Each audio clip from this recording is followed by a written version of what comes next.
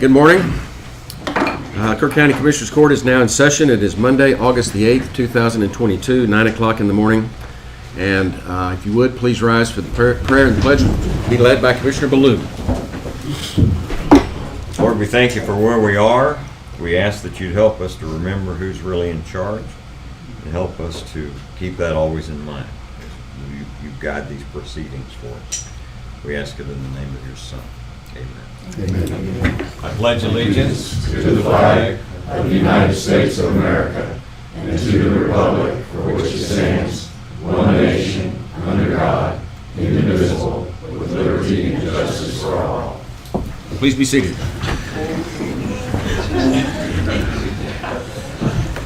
I want to remind everyone to please turn your phones to vibrate or off so they don't interrupt the proceedings. And with that, we always begin our regular meetings with public input. We ask that you limit your remarks to 3 minutes. I see we have a number of people that have open comment, and then we have one that has Ms. Halls is It's a twofer. It's a twofer? Okay. Then Mr. Paces.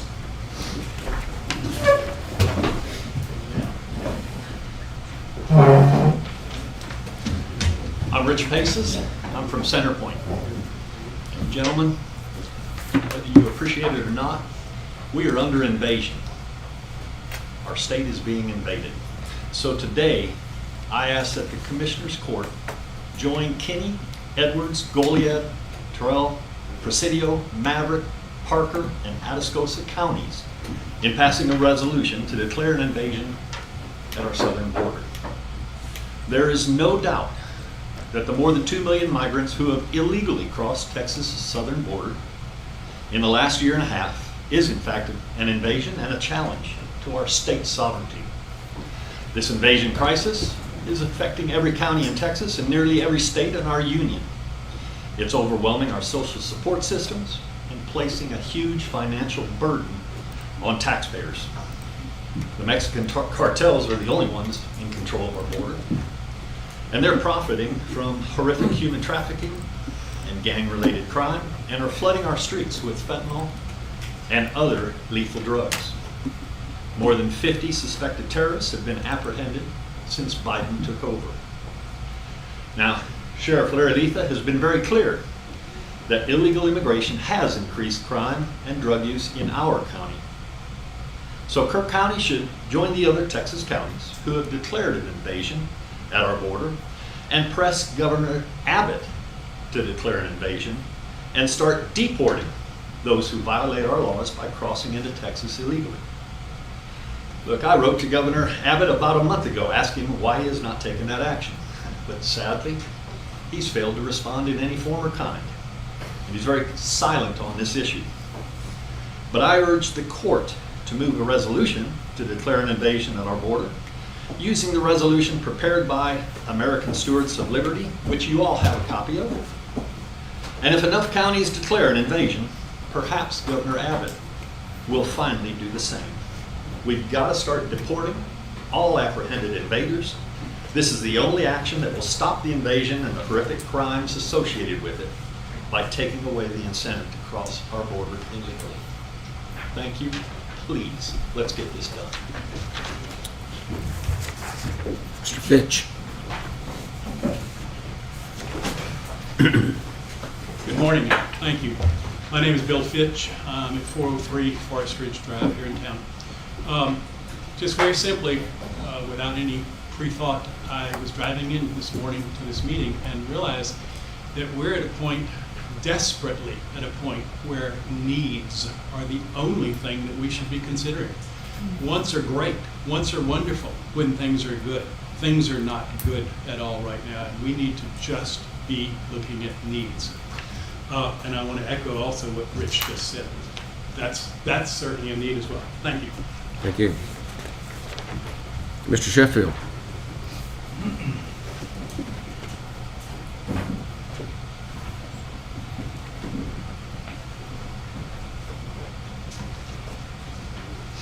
Your Honor, Commissioners, my name is John Sheffield. I'm the owner of the Old Inn Grocery, and I live at 204 Brewery Park Boulevard in Center Point. I came to the court 2 weeks ago and public input, talking about the sad state and affairs as far as a lot of businesses in the county, people that I've talked with, and all the things going on. And, you know, I started thinking about it a little bit more and kind of to indulge in it a little bit more. It's past 3 years, we've lost a lot out in the public, retail, things like that. So when we do things in upcoming and in the future, I'd like to just leave us with this. Has anybody at the county lost any payroll in the last 3 years? Working for the county. Has anybody at the county lost any of their health care benefits within the past 3 years? Has anybody that works at the county lost any of their retirement benefits of the last 3 years? I'll leave it with you gentlemen, and I ask that question. Thank you.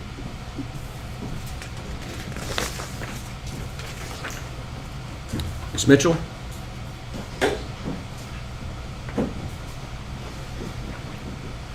Oh, you've got an item on the agenda, right? It's about the proposed raises and stuff. Okay. It's basically what he just said. Y'all voted for a raise, and y'all got one last year. Y'all are all elected officials. Y'all choose to do this. Most of you have other jobs on top of this. I know there's some hourly people that work for the county that could use a raise to help with the way the inflation is, our taxes going up, and all of that. I don't think it's prudent at this time for elected officials to include themselves in a raise. There's too many people here in our county that are having trouble making ends meet. They're having to go to food banks to help pay for their groceries. They're having to ask for federal help to pay for their groceries and their needs. They're going to churches, some to ask for help with electricity. We need to tighten our budget instead of raise our budget. There's just one example. We need to be more prudent about the money we spend on items. They are redoing a bridge in my neighborhood that really didn't need to be redone. I voiced that to our previous commissioner. They took out 2 over 100-year-old cypress trees to take out a historical bridge. That's a bridge to nowhere. The houses in the front part of it could be reached from one part of the road. You could go a half a mile around and reach everything else. That bridge wasn't needed. It could be blocked off, and those hundreds of thousands of dollars could have been saved and used elsewhere. So when you're looking at your budget, please look at items like that that really don't need to be done, that money can be spent elsewhere that does need to be done. And that was just my comment when y'all are working on the budget, to please keep us in mind, because not everybody gets a raise every year, and not everybody can afford to live here. And if our taxes keep going up, I don't care how much you build affordable housing, with the interest rates going up and the taxes going up, these people are still not going to be able to afford a $230,000 home. And the landlords aren't going to absorb the tax rate, they're going to raise the rent prices. And that's just my comments. Thank you for listening. Thank you. Okay. Ms. Hall?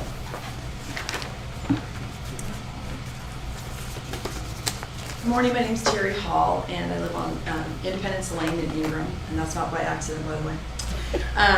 I'm here to talk about 3 different things. The first is the salary increases across the board. We did not ask for across-the-board salary hikes. We asked for a targeted increase for our sheriff's deputies only. I want to be very clear about that. What they do is vastly different from most county employees, and we all know this. They put their lives on the line for us every single day. They are in the line of fire, so to speak. They are dealing with a massive increase in crime, an invasion at the border, people pouring into our communities, human trafficking, narco trafficking. Do we need to go on? They have to have the ability to support their families, and we cannot afford to lose one deputy to another department right now. We're basically in the middle of a deluge, and this is not the time for them to be struggling to put food on the table. with all the other stress that their jobs bring. So we want to be very clear about that. We were absolutely shocked to find out that y'all are even considering an across-the-board pay increase when our group clearly said it was just for the sheriff deputies. We do not support that in any way, shape, or form, especially in the middle of a recession. And what do ordinary families have to do when we're faced with high inflation and feeling unsafe and all the things going on in our schools and all the stress that's happening around us all the time? We have to cut, and we have to cut big. And that's just to keep paying our property tax and hang on to our houses. That's not counting all this in addition to. And when you increase county budget, that means we have to, as taxpayers, pay for that. We have to absorb that. And that's always the push-pull with government. I mean, we need government in certain respects, there's no question, and we need to fund that. But at the end of the day, when we're all hurting, and like Mr. Fitch said, we're about needs at this point. Wants are completely off the table. We need you to hold the line and recognize that your citizens are struggling. And if anything, y'all should be, I mean, I've known county commissioners in other counties that they won't even take a salary because they want to give that back to the taxpayers. Second thing is the bond.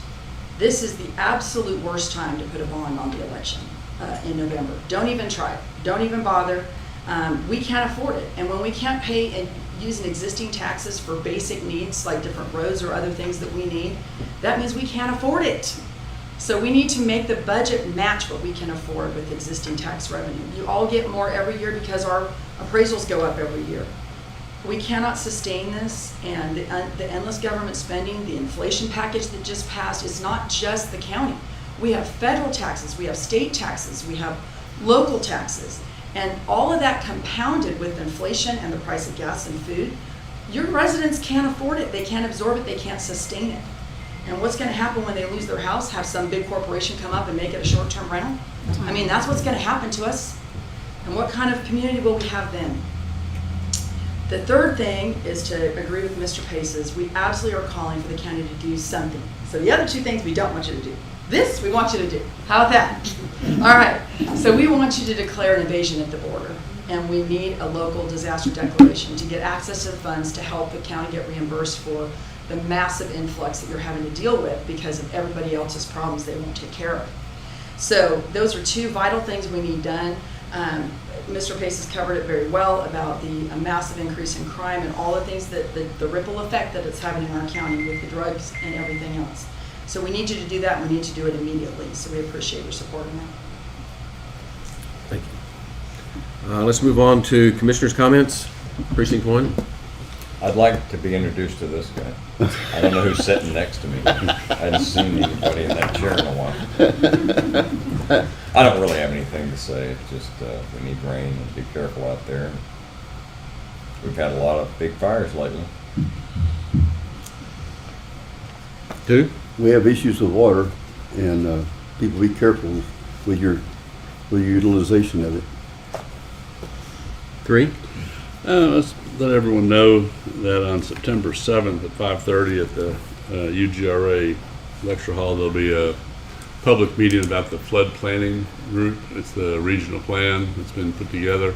Kerr County has not had as much input as I would have liked in that flood planning route, but they are coming up here. The draft plan is on their website, which is, I'm not sure exactly what it is, but it's also on the Region J website. We're going to post it.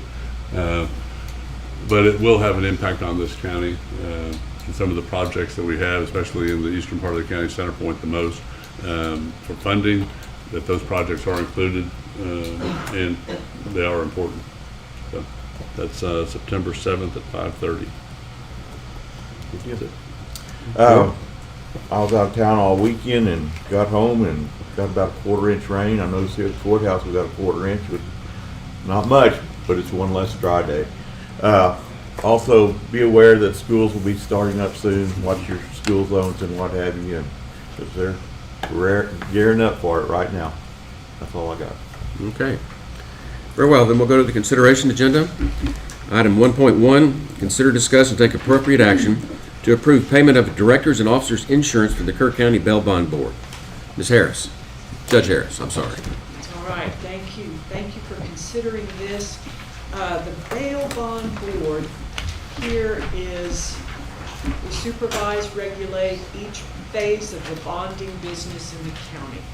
And whether or not you're aware, the board is composed of all elected officials for the most part, the sheriff, district judges, county judge, county court at law judge, the DAs, justice of the peace, district clerk, county clerk, and the treasurer. We are on the board by statute, not by choice. And we meet quarterly. We had a $1 million policy that cost $500 a year. And that has now increased. The best premium we could get was $3,750, and the amount is $250,000. We've checked with TAC, the Texas Association for Counties, to see if we would be covered if the board were to be sued. No, probably not. Best to get outside coverage. So we are asking the court to consider covering the insurance. And I know that... Let me weigh in on this one, because I know a little bit about D&O insurance. I used to give presentations to the state bar on directors and officers insurance. These D&O policies protect the directors when they get sued. And I strongly recommend it. If you recall, a couple of years ago, I was advocating that the airport board get D&O insurance. And they can't. They tried, as Judge Harris knows. They haven't been able to find somebody that will write it for them. And their problem is that they're not elected officials like the bail bond board is. But because the airport is owned 50% by the city and 50% by the county, the underwriters don't approve. Not much we can do about that. But quite frankly, anybody that works on a county board to serve the county ought to have insurance so that if they get sued, they're protected. The problem is that in this case, the premium just went up and the coverage went down.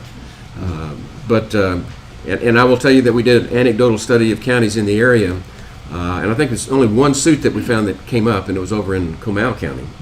And at the end of the day, I think they paid $5,000 on it. So there's not a whole lot of risk here, but at the same time, they're putting themselves at risk by serving on these boards, and we're requiring them to do it, and we ought to protect them. And that's what I got to say about that. Well, then I want to hear your 2 cents on which one of these options, if we did go that way, would you recommend? Well, I think at this point, you'd always like to have $1 million coverage, Well, right? You would. But I think the $250 is probably adequate considering the relatively low risk that we have. And quite frankly, if we can't get them out of a lawsuit with $250,000, there's something wrong. Right. Well, is there a better, if that being the case, is there a better policy than that provides less coverage? I don't know. That I'm deferring to. Can I ask a question? If you go to the podium. Okay, may I? Yes, sir. Bill Fitch again, and I don't know what I'm talking about, but can we do it individually? Can a person, because I think I've got $1 million for $250 as an umbrella type thing. Is that what you're talking about? No, that's an excess liability policy that you got. I've got one of those too. Okay, so that wouldn't cover the people individually. I have not. I don't know about that. Okay, I can't answer that question. Well, I think it needs further investigation before we decide on it. That's a huge jump, and it's a lot less, and you're coming up to the short end of the stick in both cases. So. Judge Harris, what's the policy date? When will the current policy expire? It's actually, we're out of coverage right now. It's July 24th, 2022. We got these quotes from Garrett Insurance. They went through all the insurance companies that would insure a bail on board, and these were the ones that it came up with. Most of them don't. I mean, I think it's not appropriate for us to not cover them. They're required to do it. And I make a motion that we approve option one, which is a premium of $3,750 to continue Second. coverage for the bail bond. I'll second that. We've got a motion and a second. Yeah. Discussion? I mean, I agree with what Commissioner Baloo said, but I think it's not right to have them uncovered, and we could always, if we get a lower policy, we can always cancel it. I'm sure you get a refund. Well, then I would say that that should be part of the motion that pending any better deal with. That I'll vote for what you're saying if we are going to continue looking. If we're going to drop it after today and forget about it, then I'm not going to vote for it. I'm fine with that, and request that y'all look to see if there's some better options that could be taken. However, go ahead and continue, and if we do find a better option, please bring it back, and we'll cancel this Absolutely. policy. Happy to do that. I'm good with that. Okay, any other discussion? Those in favor, raise your hand. Unanimous, 5-0. Thank you, Judge Harris. Thank you very much. Appreciate your time, and we've got tough decisions. May I be excused? Yes.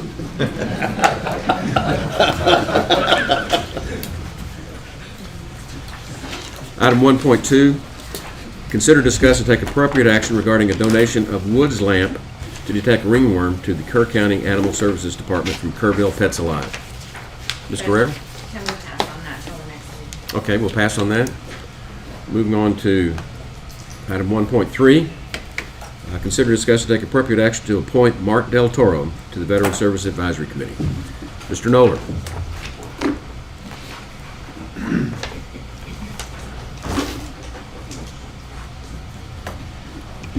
Morning, Gary Noller, 140 Ray Drive, Center Point.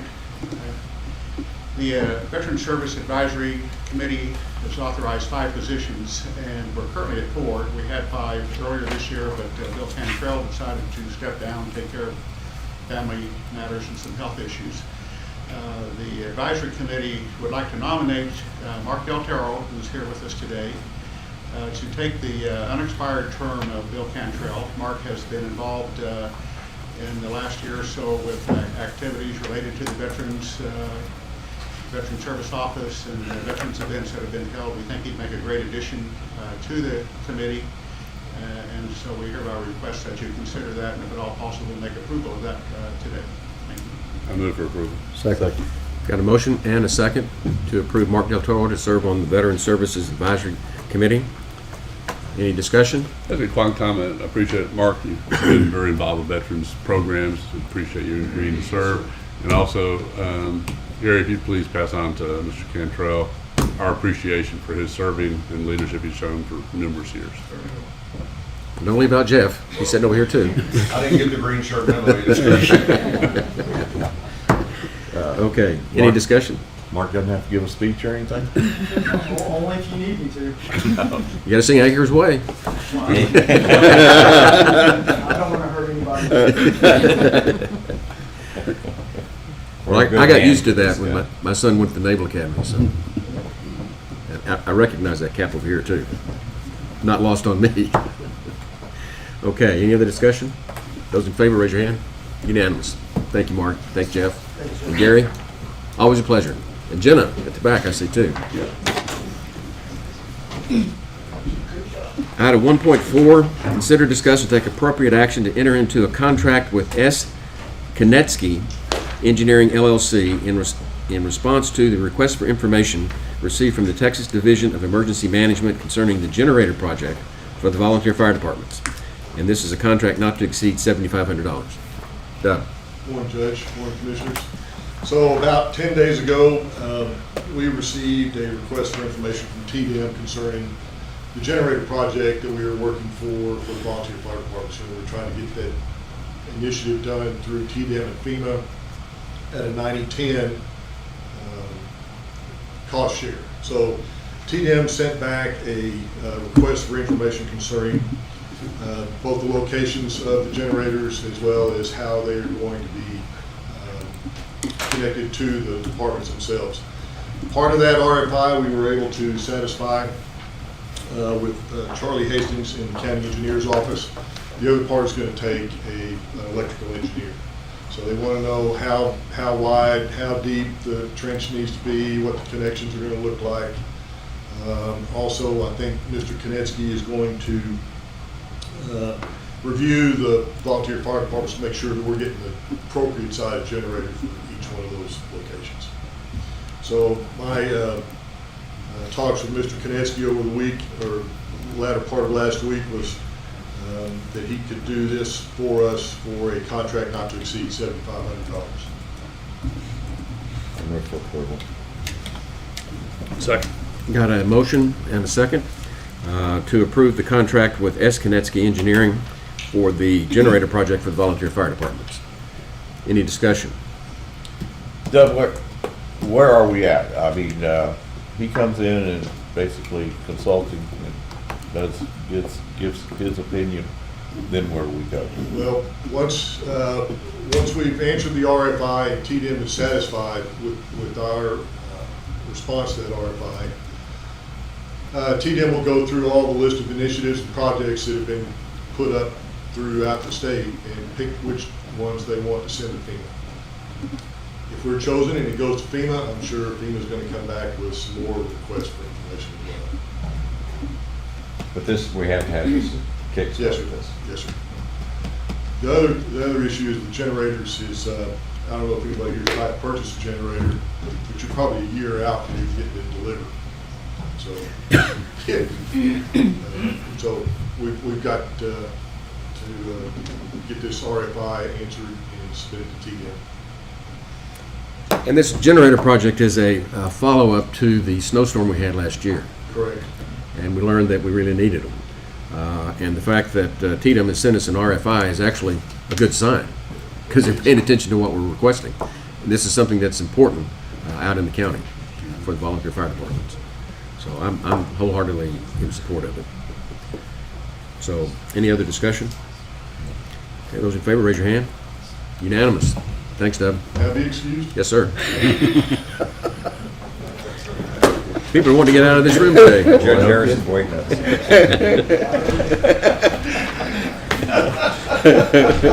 What power.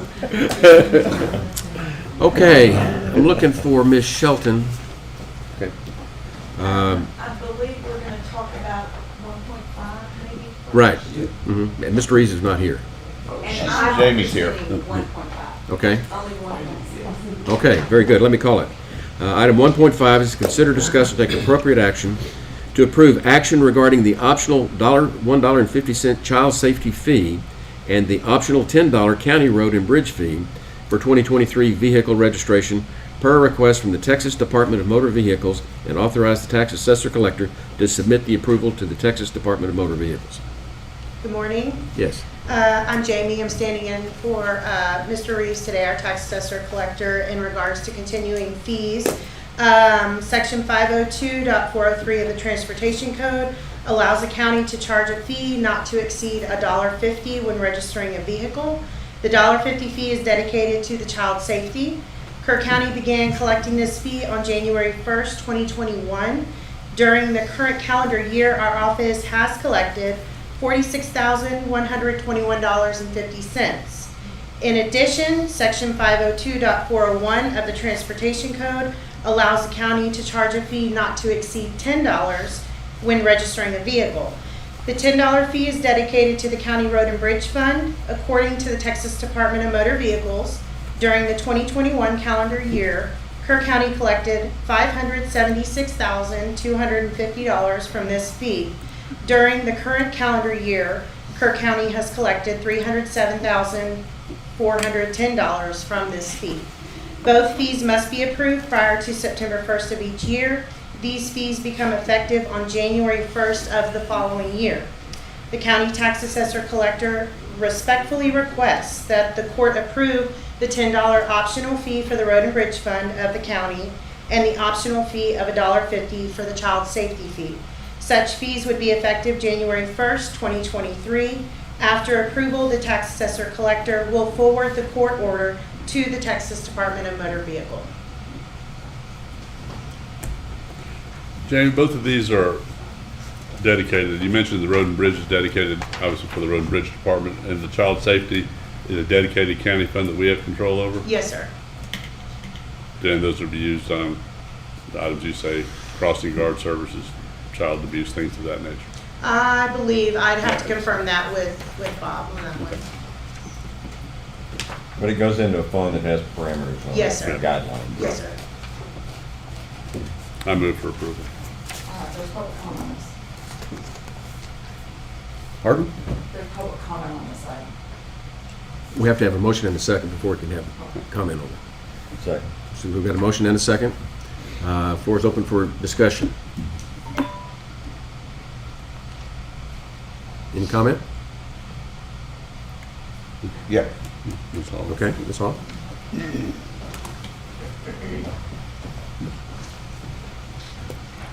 Okay, any fee increase is a tax increase. That's the bottom line. I have literally spent the last almost 20 years of my life in the legislature opposing every vehicle registration fee hike known to mankind. Our governor, when he ran for office, said, we're going to fix Texas roads without raising taxes, debt, fees, or tolls. So we're going totally against what our elected officials that we elected to do, these policies. We're going against that by doing this. I don't care if you did it last year. This year's a whole new deal. We're in record inflation. We're in a recession. People don't have money. And to you, it might be just $10. But for my teens who are just trying to enter to get a car, and the cost that this adds to their ability to pay all the taxes on it, to pay their registration fees, and they have to pay their insurance, and they got to pay their gas when they only make $10 an hour, how are they going to do it? This is the road to self-sufficiency for our young people. It's not just about us who've been doing it forever, okay? And I have a new teen driver every 2 years in my house. So this hits us very, very hard. Have a son that just bought a used car, could barely afford it with the money he had saved and worked for 2 years in high school to do that, which is hard to do when you're working with school and everything else, right? And when he told him how much his tax and his registration fees were going to be on top of that, his eyes popped out of his head. How am I going to do that? Now I have to wait for another paycheck. I can't do it. I can't pay it. So $10 to you and I might be a completely different story, especially those who can barely afford to make ends meet as it is. So I really take offense to having to go up there and spend so many years of my life fighting against vehicle registration fee hikes to come back here and have my county vote for it. That's insanity. It's a tax hike. At the time when we have a recession, you shouldn't be doing it. Any discussion on the court? Yes. Can you, like, this $1.50 fee, do you know where we paid it out over the past year? Where's it gone? I will have to look directly into it. There's a whole lot of stuff in our budget that covers what that fee will provide for. So it's multiple different places. We also share it with the city of Kerrville and the city of Ingram. So, and it's all divided up by population. Yeah.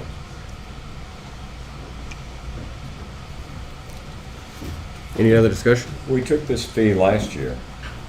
Right. Same price, Jamie? Same Yep. price. And how many years? We started in 2021. Sorry. Yeah, we started January of 2021 is when we first started. So this would be the third year.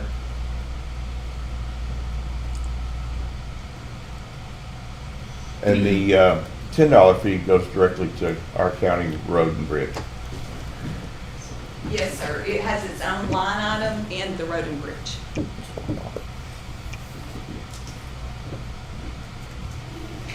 Any other discussion? Those in favor, raise your hand. Opposed? Okay, 3-2.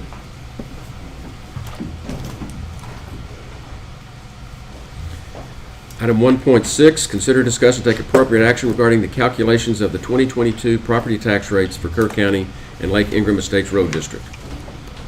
Ms. Shelton. Good morning. Tax Code Section 26.04C requires an officer designated by the governing body to calculate the no new revenue tax rate and voter approval rate for the county. These tax rates are expressed in dollars per $100 of taxable value calculated. The calculation process starts after the chief appraiser delivers to the taxing unit the certified appraisal roll and the estimated values of properties under protest. The designated officer shall certify that the officer has accurately calculated the tax rates and used values shown for the certified appraisal roll or certified estimate. The officer submits the rates to the governing body as soon as practical after August the 7th. The tax assessor collector is the certifying officer, and he has signed the forms as such. The county auditor is presenting his certified rates in his absence. For Kerr County, the combined no new revenue rate is .4051 per $100 valuation. This rate is the rate that was used for the 2022-23 proposed budget. The no new revenue rate is the rate that will generate the same tax revenue as the prior year. Taxpayers may see an increase or decrease depending on their circumstances. An example of this would be if there's a home right now with frozen taxes, and if that sells to somebody that isn't qualified to have frozen taxes, then that revenue would come back and increase the revenue that the county gets. Another example would be the new value that comes in from new construction. So the M&O rate for the county, again, this is all how the .4051 rate is derived. We have a maintenance and operations rate of .3373, a debt rate of .0425, and then the lateral road rate, which is this goes to the road and bridge fund only, is .0253.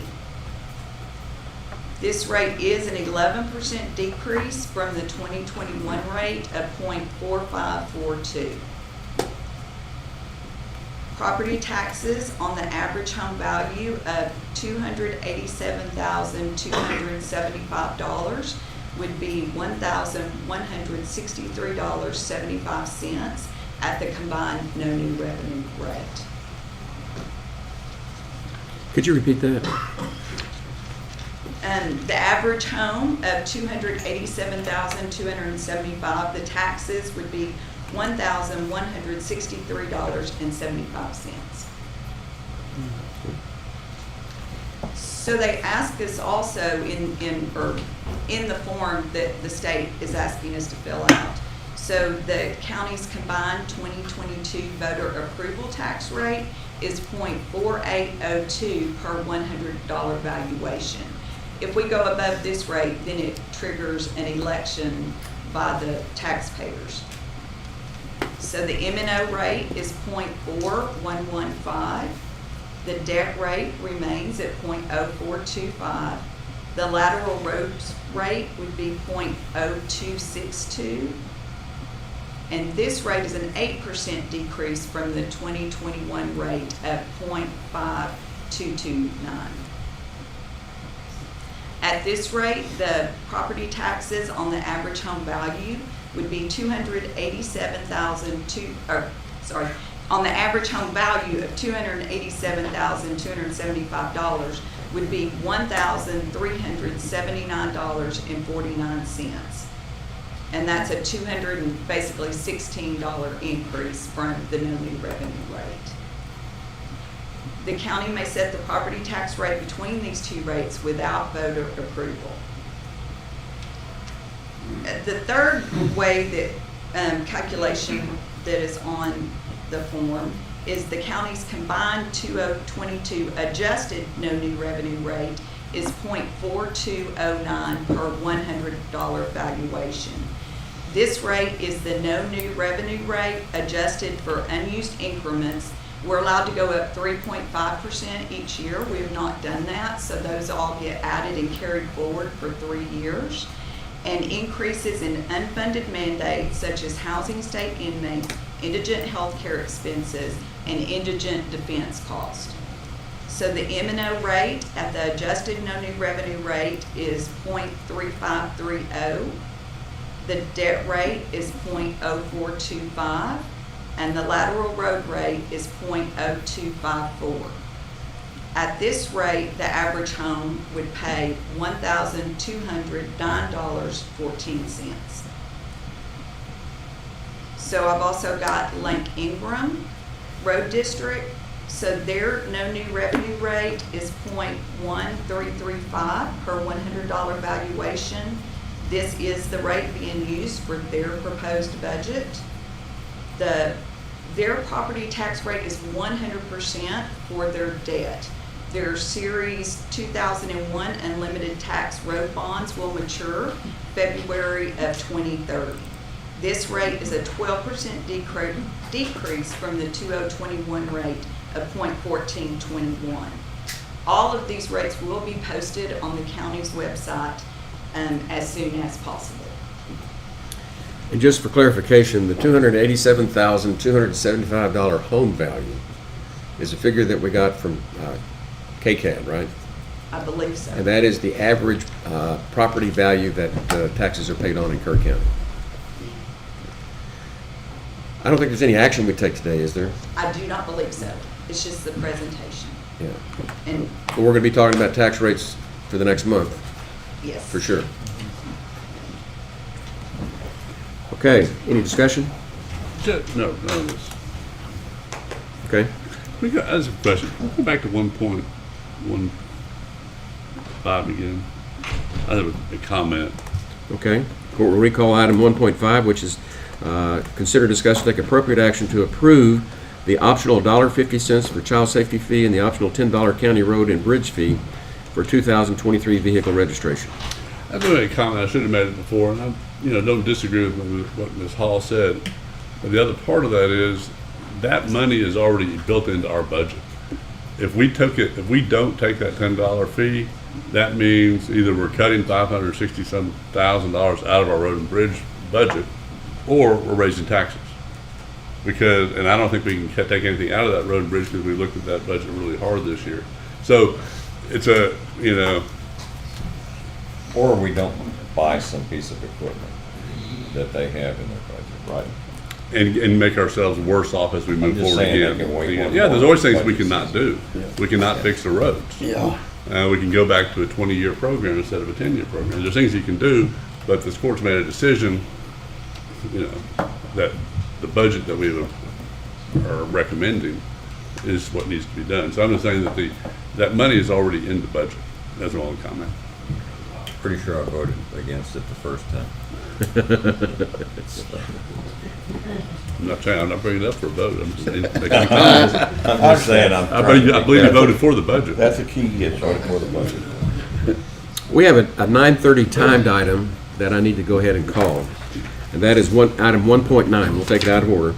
Consider, discuss, and take appropriate action on a request from Tukung Kerrville Martial Arts to use Flat Rock Park on Saturday, September 17 for their anniversary party, and the request includes adding 2 porta potties for the event at their expense.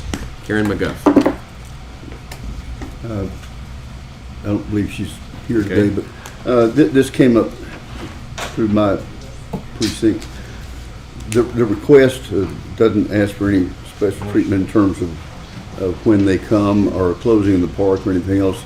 The issue was that they're basically looking for permission to. There she is. Ms. McGuff. Please. You got Come ahead. No, just at the podium. Right there. Right, and the camera's right in front of you for YouTube. All right. Okay, well, you've read what my request is, and I thank you for hearing about this. This is our 20th anniversary party. We've been meeting at the same location for the last 5 or 6 years. When I had called the county in the past, they just said, it's first come, first serve. If you're just doing, a simple little party, you're fine. And so we've continued using that particular place. This year, because of the additional numbers of people, because we will be inviting former students, people from out of the city, from Austin and from Odessa, Cedar Creek, that are people who help support our martial arts, the other martial arts that are Tukung based as well.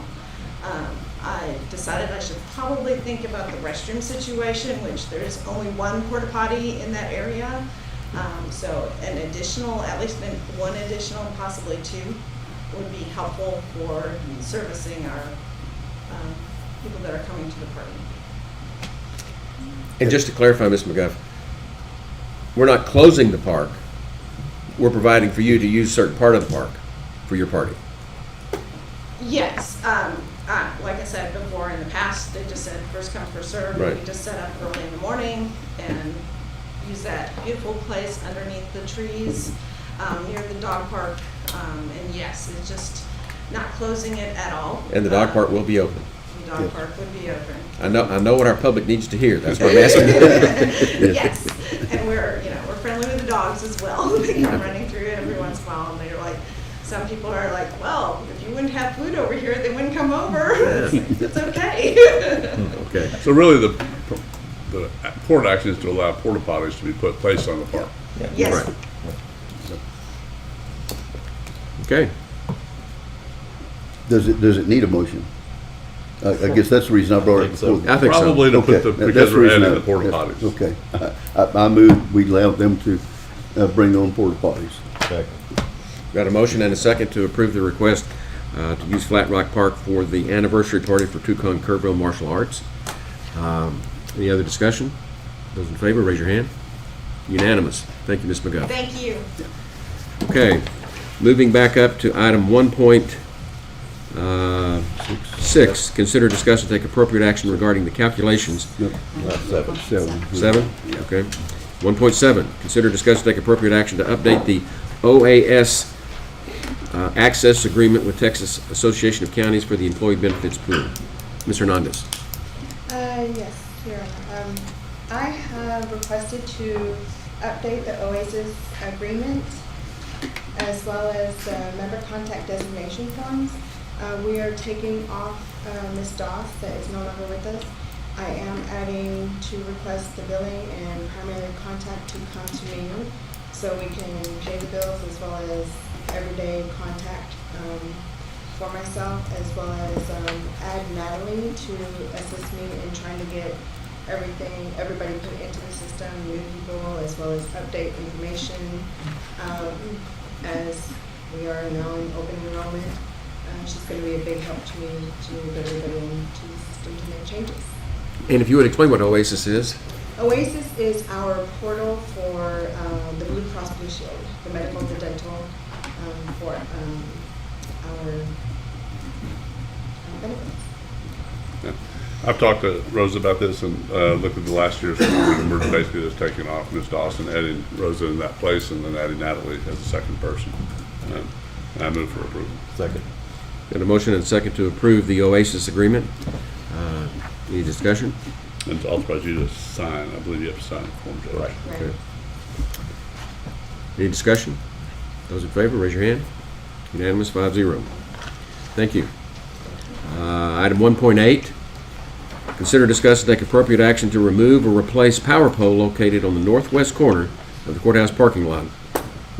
Mr. Evans. Morning, gentlemen.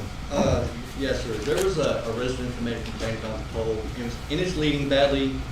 And I believe it was the Christmas lighting committee that had it installed for their use, and when they got done with it, they would pull the meter off, and then, no electrical charges for us. But now it's leaning, and I think we should either have it removed or we get it replaced.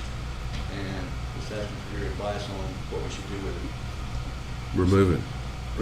So it's not used anymore, right? No, we don't use it. We would have. Remove it. Okay. That's it. Okay. All right, thank you, gentlemen.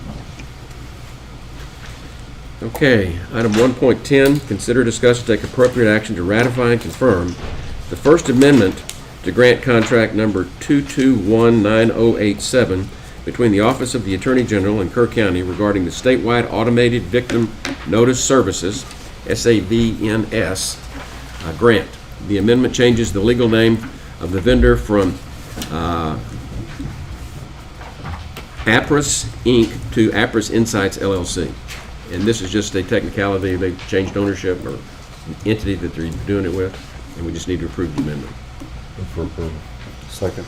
Got a motion and a second to approve the amendment to the contract with APRIS. Any discussion? Those in favor, raise your hand. Unanimous. Item 1.11, consider, discuss, and take appropriate action to set a public hearing on the proposed Kerr County budget for FY 2022-23 at 9:45 a.m. on August 22nd, 2022, and authorize the county clerk to publish notice of the public hearing. Ms. Shelton. Yes, based on our workshop, you have in front of you the updated 2022-23 department requested budget summary. And this was updated for the information that we talked about last week, so there's been a little bit of a change. The proposed budget will be filed with the county clerk on the 11th, and then we'll setting the public hearing for the meeting for public comment. And all we're doing here is just setting the public hearing. Okay? I move for approval. Second. Got a motion and a second to approve setting the budget for hearing on August the 22nd at 9:45 in the morning. Any discussion? Those in favor, raise your hand. Unanimous. Item 1.12, consider, discuss, and take appropriate action to approve the general provisions for the FY 2022-23 budget. And these are the boilerplate at the front of the budget that we do every year. Been the same since I've been here, every year. I move for approval. Second. We got a motion and a second to approve the general provisions for the budget for this upcoming fiscal year. Any discussion? Those in favor, raise your hand. Unanimous. And then, last thing before the break, item 1.13, consider, discuss, and take appropriate action on implementation of the burn ban. I move for approval. That's a no-brainer. Second. Got a motion and a second to continue the implementation of the burn ban. Any discussion? Those in favor, raise your hand. Unanimous. Let's take a break and be back at 10 o'clock.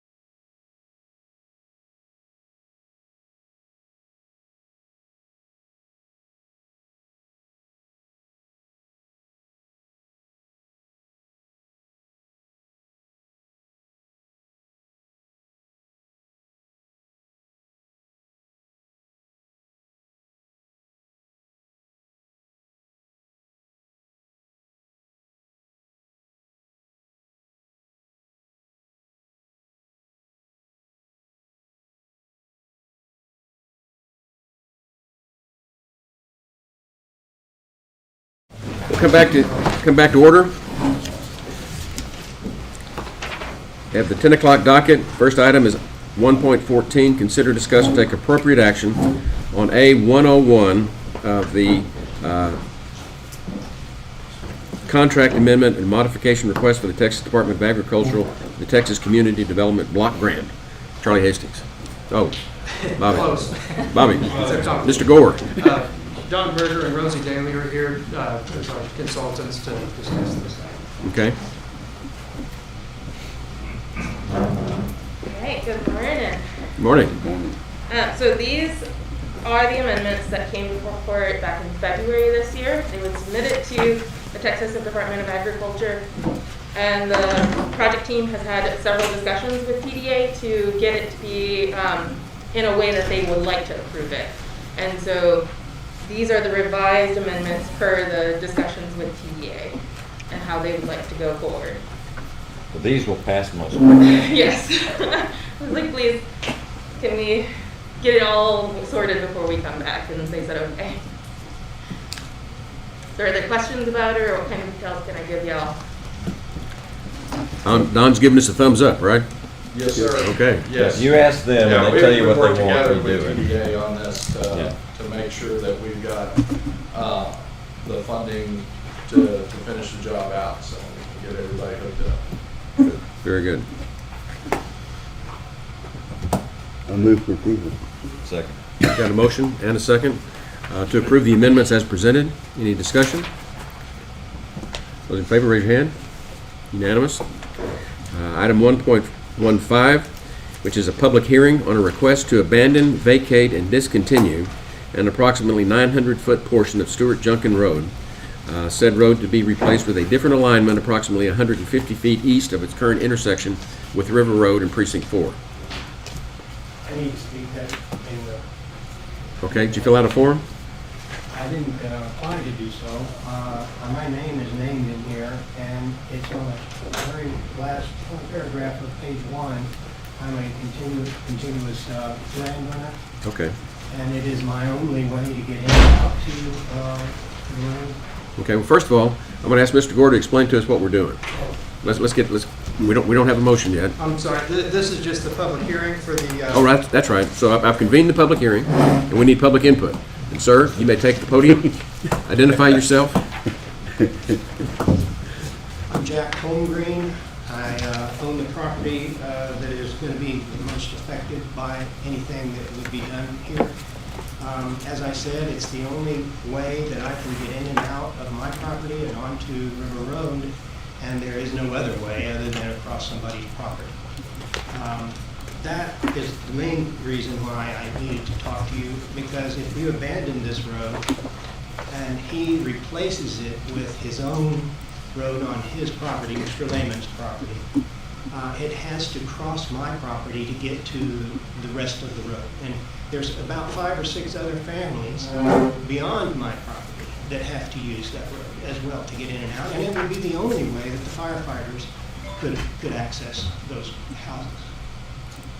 So that allegation here on the bottom says, whereas this old road has become inconvenient to use by the public and is no longer needed or desirable, that's completely false. It is needed and desired, and it's in good shape. There's nothing wrong with that road. He just doesn't want people trafficking in front of his new house that he bought. Okay. Second is the further respectfully allege that such action of the court would be expedient and would better serve the public is also completely false. The only person that would have any benefit is Mr. Lehman. Everyone else would be inconvenienced. The third reason that I'm here is because he is trying to take adverse possession of about 1,000 square feet of my property in order to connect his new road to the rest of the road that he's not trying to abandon. I don't want to sell any of that property. It's my property, it's my homestead, I live there. I don't want to give it up. So I talked to Mr. Lehman and told him, look, you want to connect to my southeast corner of my property. and you're gonna have to pave over this section of my house, my home.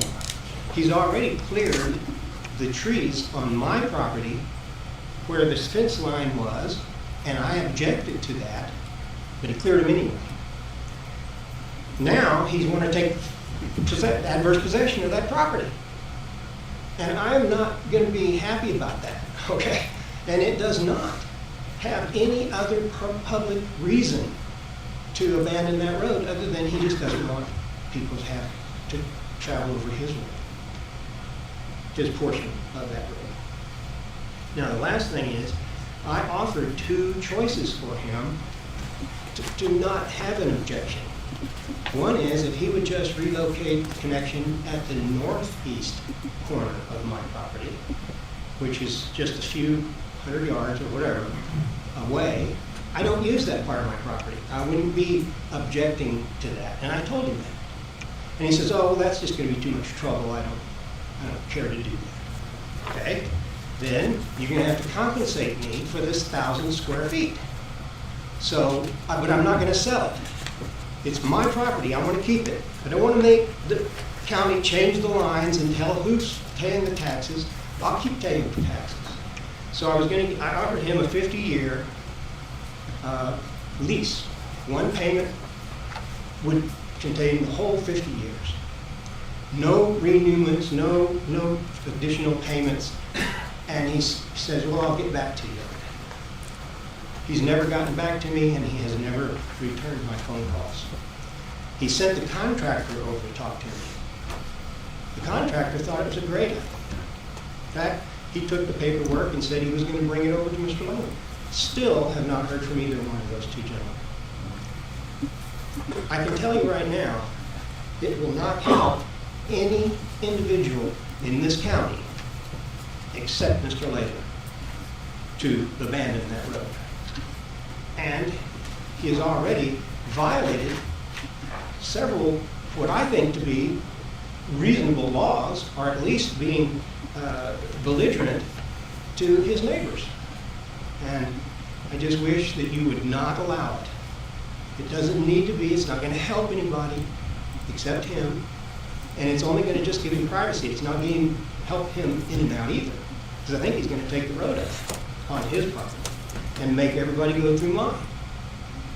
And that's basically all I need to say. I hope you understand how I'm a little bit upset. I'll yield to whoever wants to speak. And remind me your name again? Jack Holmgreen. Holmgreen, okay. It is in the petition. Okay.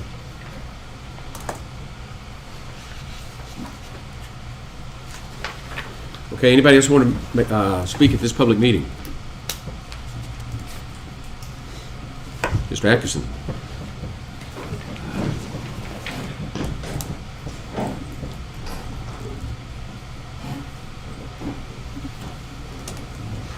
My name is Joe Atkinson, and I'm the contractor that he refers to in what he's saying. First off, I've had numerous discussions with Mr. Holmgren. They've always been very cordial, very open, very friendly. He's a very nice fellow. He really and truly is. What he's stating is kind of a variable of how the situation actually is. I think you gentlemen have already got a copy of the petition and the maps that are in there. If you look at Exhibit B, you'll see where the new road is, of course, built to current standards, or would be built to current standards. It is considerably wider than the other road, and all this is to be done at the layman's expense. All it does is come across and join onto Mr. Holmgren's property where the existing road is and where the existing easement is. There's a 30-foot wide easement that exists for the current road that is there.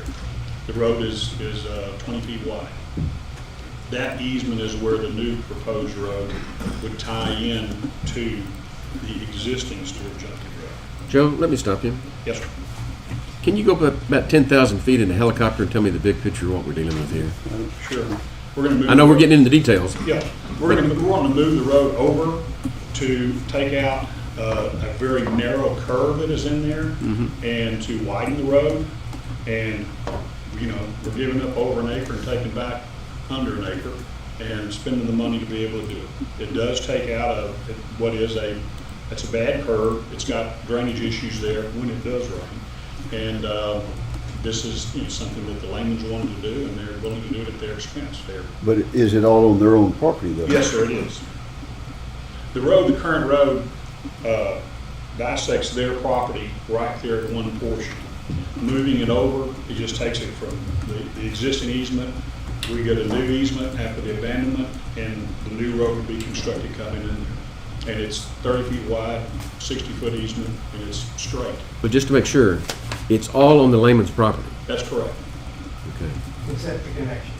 And where the connection comes in, it connects back into the easement that he's referring to. Okay. And that's an existing easement, my understanding. That's an existing easement? Yes, sir. Yes. And so all you're doing is rerouting a road across your client's property, That's correct. and it ties back into an existing easement near where Mr. Holmgreen is. That's correct. Okay. Does it take any of his property? No, sir. Yes, it does. I pay taxes on it, it's my property. I can't have you talk there. If you want to talk, you're going to have to go to the podium. Okay? There's the easement that I'm referring to is existing for the road, and that easement goes up to the property. Mr. Holgram just this past week, the first time, brought this up to me and showed me what it was. I listened to him, exactly what he said, and what he said was true. I said, put it in writing, give me a diagram, so I can have it and give it to the owners. I provided him the area to put it on, sent it to the owners, and they just said, why would we do that? Why would we pay him to use an easement that's already in effect, that's already there and already known by the county to be in effect? And so, Is the easement being used? it's just an easement for the road. There's nothing constructed on it or anything like that. Okay. Okay.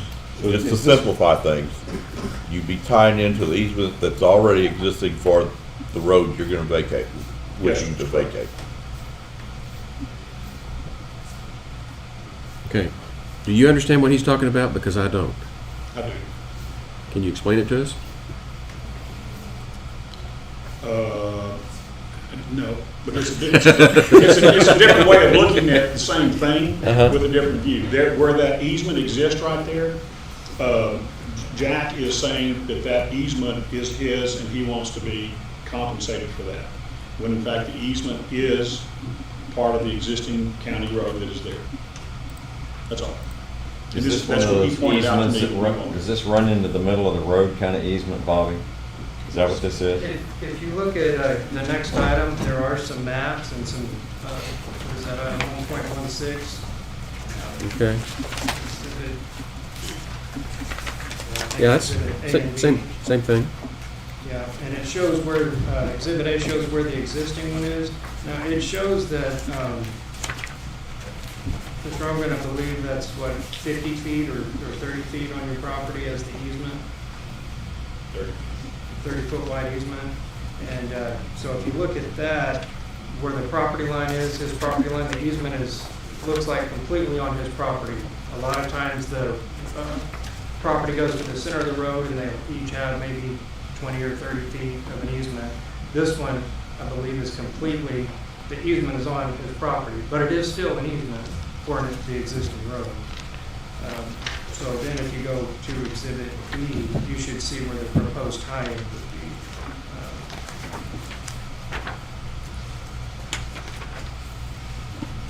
So as it continues up, it would continue up right up to where the property line would be, but of course still in that easement. I have not seen a survey specific of where the easement is in relation to the property line. Typically, it's right up against it or on the center, and it looks like from the surveys that this one is on the edge of the property line. Well, if we look at Exhibit B, that shows the proposed Right. change. Is that right? Yes, sir. And it's that strip that says 1.15 acres.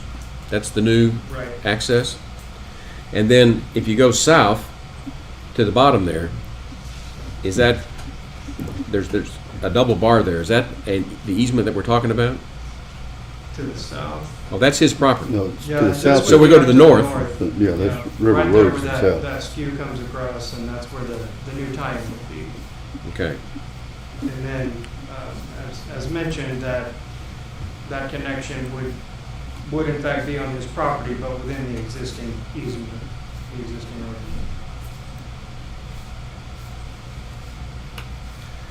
Okay, so looking at that diagram, where's Mr. Holmgreen's property?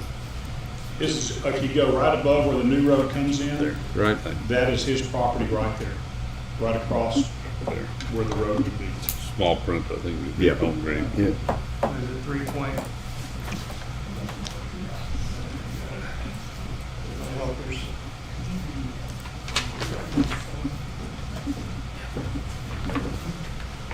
It's 3.04 acres. And of course, that's including the easement.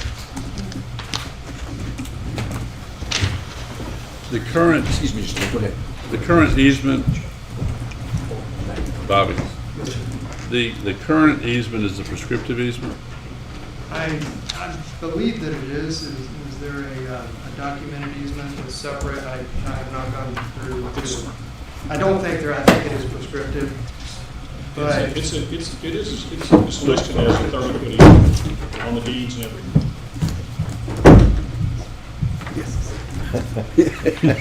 Thank you.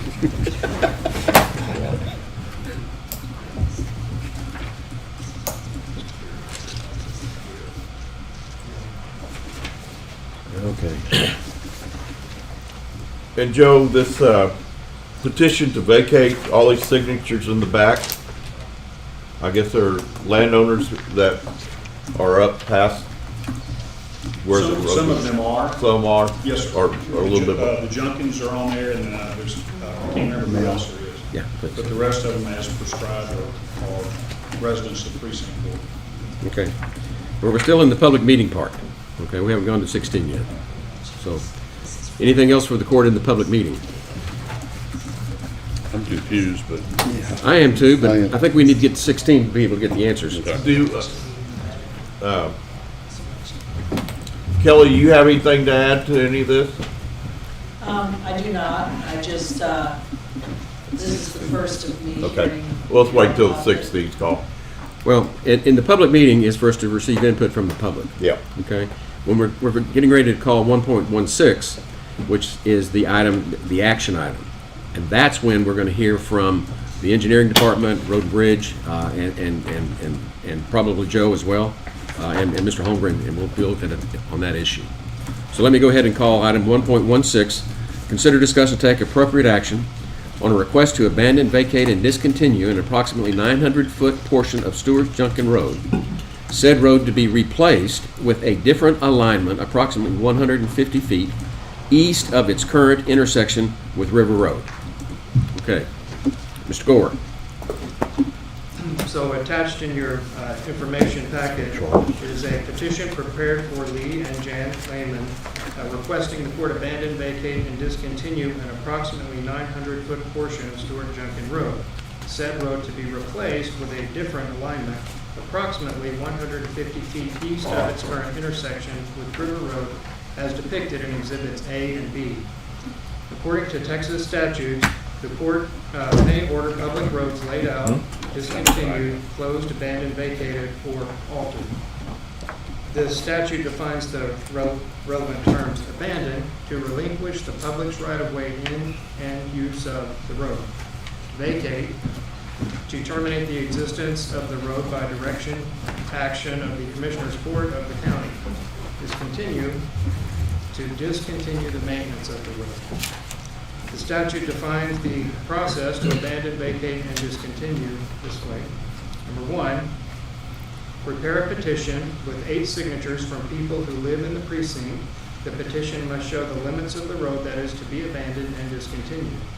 The petition must be posted at both ends of the subject portion of the road as well as the courthouse for a minimum of 20 days prior to a public hearing.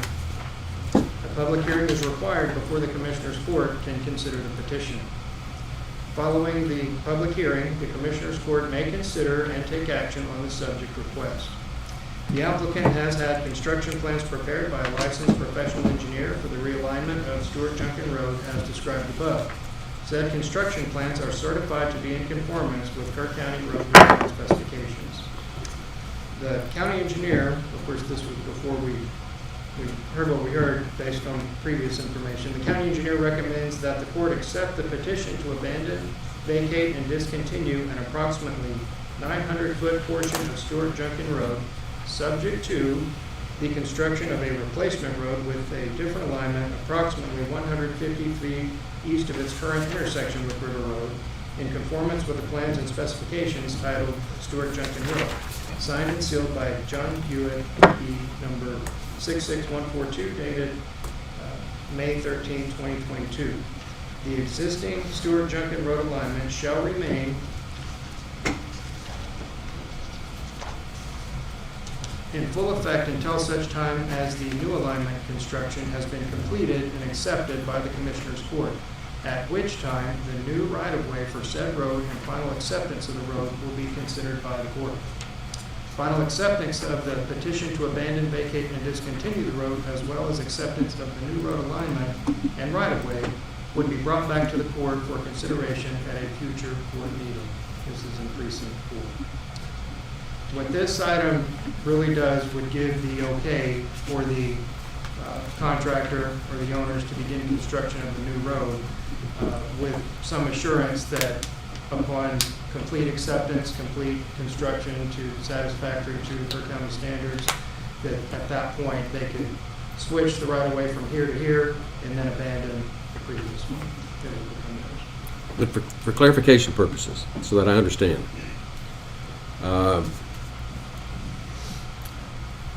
the Lehman property, how many acres do they have in there? All total, probably about 96.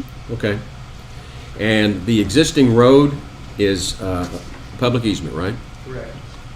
And the new road would be a public easement, It would be. right? Yes, sir. Okay. And is the existing road, on both sides of the existing road, is that Lehman property? Up until we get to the tying point. Okay, then if I look at the north of this map, this diagram, survey, that 3.04 acres up at the top, that's Mr. Holmgren's? Yes. Holmgren? Right. Okay. And is the survey line beneath that the property line? I believe so. Yes, sir. Okay. Yeah.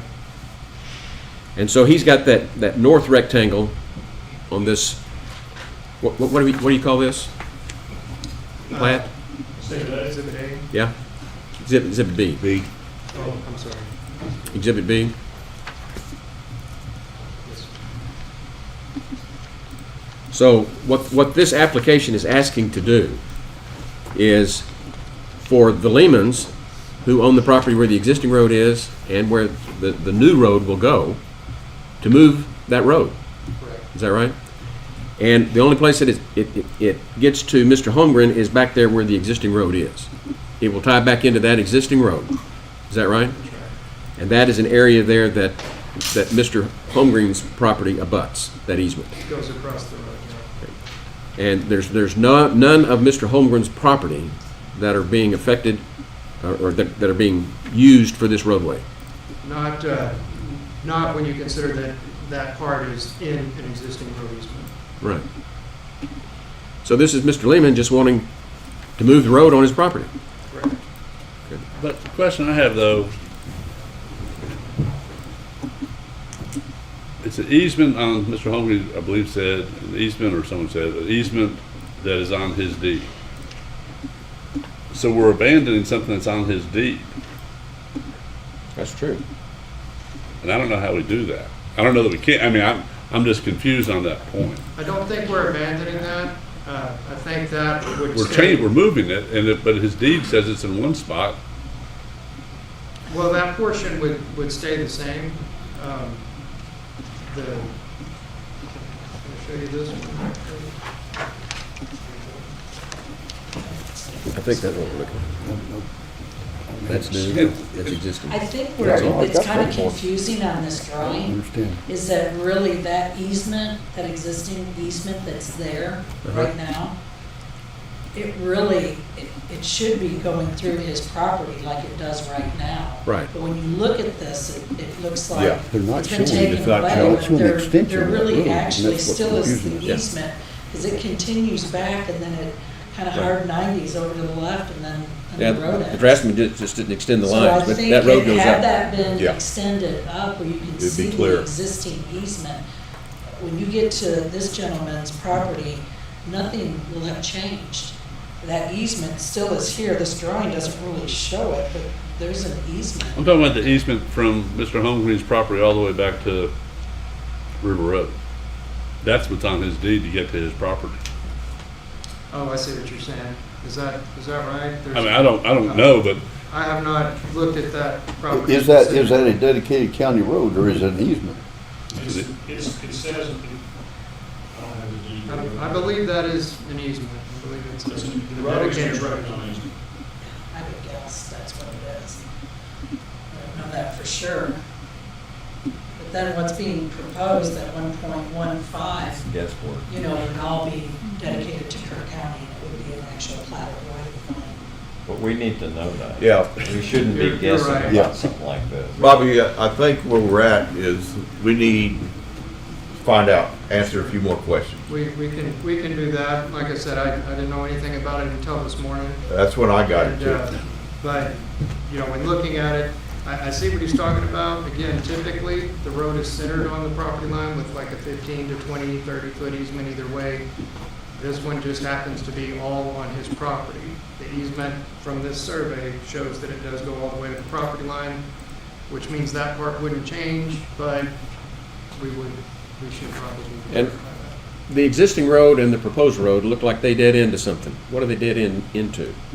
The existing road The that goes existing on road. up further. Yeah, road? like Yeah, I said, and that's what They needs to cut be it on off. there. Yeah, it's not confusing. shown properly. So what road is that? Is that, It's it's the an, easement. pardon? It's Stuart Junkin Road. Okay, yeah, got it, got it. Oh, that's River Road down there, Judge. yeah, River The Road's to the bottom's River south. Road. The bottom of the- Yeah. So that portion of that easement on this gentleman's property is going to remain the same. It's not going to. Right. It's an easement now and it'd be an easement. Yeah, you'll have this, if the- whatever the it new is, one. 50, 60 foot right away, the new section, and it will tie into that little 30-foot Right. easement, and nothing will change at that point. I think we may be okay with that, but we want to see that on Yeah, a real plat absolutely. that's showing it clearly. Yeah, that's my biggest concern is the deed, because if you're going into someone's ranch on an easement, the person whose property you're going through doesn't have the right to change that easement. That's a good point. That's- If it does, in fact, if he has an easement to where it is existing that's tied to his property, Yeah, but I don't know that to be the case, but it needs to be answered. Yes. I have a question. How do we enter into a lease agreement for a piece of property that's an easement for the county? Well, I don't think anybody up here besides me has seen that. Let's see. The email that Mr. Holmgren, and you said it up there in public comment, I believe, that you would entertain a 50-year lease for $10,000. And so, Right now, it's just open land. The road is not on the very edge of my property. It's got a 7-foot distance. you want to go to the, I'm sorry. We need a very accurate drawing of that intersection. But go ahead and explain the lease ideal, if you would, Mr. Okay. Holmgren. Right now, there's 7 feet between the edge of the road and my fence line that they took down without my permission and cleared of trees without my permission. And in fact, instead, I objected and they did it anyway. Okay, you can't get your trees back. So let's talk about roadway. You The talking about, roadway has is it 7 paved? feet between the property line and the. Just a edge of second. the road. Is the roadway paved? It is paved, but not in the 7 feet. Okay, and so then there is the easement there to the side of the road, is that right? Right, and that's what they're gonna- From the asphalt edge to your fence is 7 feet, Correct. and all that's in the easement. It is. Was the fence in the easement? No, Okay, it goes to the fence. okay. It wasn't my fence, that was their fence. It was a barbed wire fence. And, but there was trees growing on either side of it. And again, the trees on my side of the fence were mine. And they were removed without my permission and But that's not before the court. What's before the court is this realignment of the now they road. want to pave over that part. And I think That's not our issue. Our issue is, where do we need the road? Okay? I think it should go up to my northeast corner because there is a curve there and it could easily be connected there. and Now, where's your I don't- northeast corner? Is that It's farther not on north? this plat. Not on that map. That's the problem. Oh, We need to, Yeah. yeah. This should be put off until we get the Yes. real answers. I would have no objection to that, and I told them so. then for the time being, why don't we pass this issue and get a better Schematic. schematic? Up on that northern area, Yeah. or southern area. So that we can talk more knowledgeably with Mr. Holmgreen?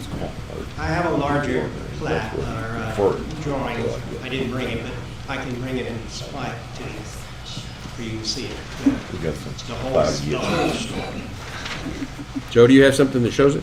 I've got the whole survey of it out Well, but does it show the extension of the existing Junkin Road here. Yes. past his property? Really the same thing as. I think it's just the same thing what we're looking at. So this is the, An enlarged version. Whoa. She has to be able to know who's talking and hear him. Bobby. Sorry. So this is the existing road. This is Mr. Holmgren's property. It looks, everything appears that the easement is all the way, including that 7 feet between the pavement and the fence. And this would go up to the fence, the existing right-of-way, and just eliminate this curve and get it out of the floodplain. And he's talking, the northeast corner of his property is up here. It's Yeah, curved. So it sounds like he's asking if he would come up this way. Sounds like he would come up to the north. He's requesting to come up all the way to the north corner after that final curve. And the problem we have in relocating is this electrical easement that goes across here. That prevents us from being Got able it. to reallocate the road. So you can't change the trajectory. So when we do that, we run into this easement over here. You're already going over that easement every day with debris, and you've been burning things over there on that side, and that's the only way you're gonna get to that part of the property, or his part of, his Okay. property. We need to get order back. Let's speak.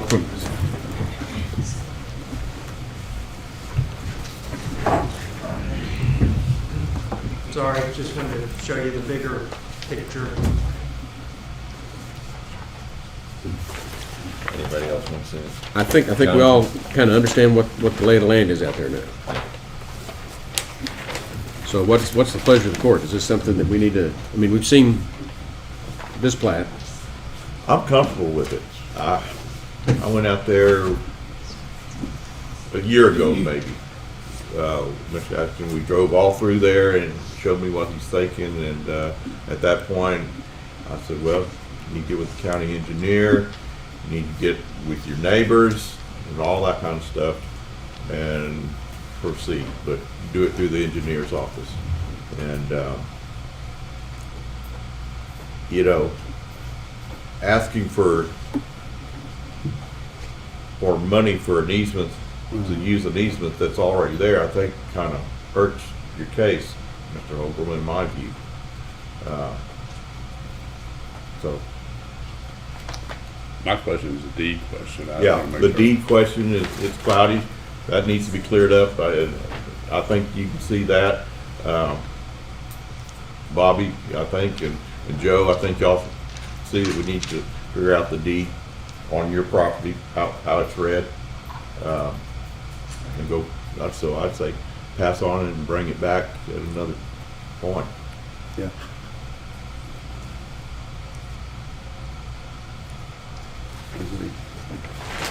I have a question. Would you then need another Pardon? public hearing? Pardon?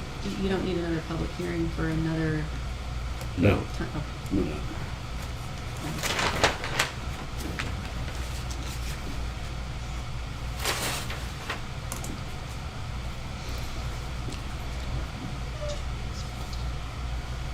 Bobby, we should be able to get those questions answered and put it on in 2 weeks, I would Yes, think. sir. Are y'all comfortable with that? Yes. Okay. So for today, we will pass it and come back. We have a little bit more information. But I see what you're doing, Mr. Lindbergh. I see it.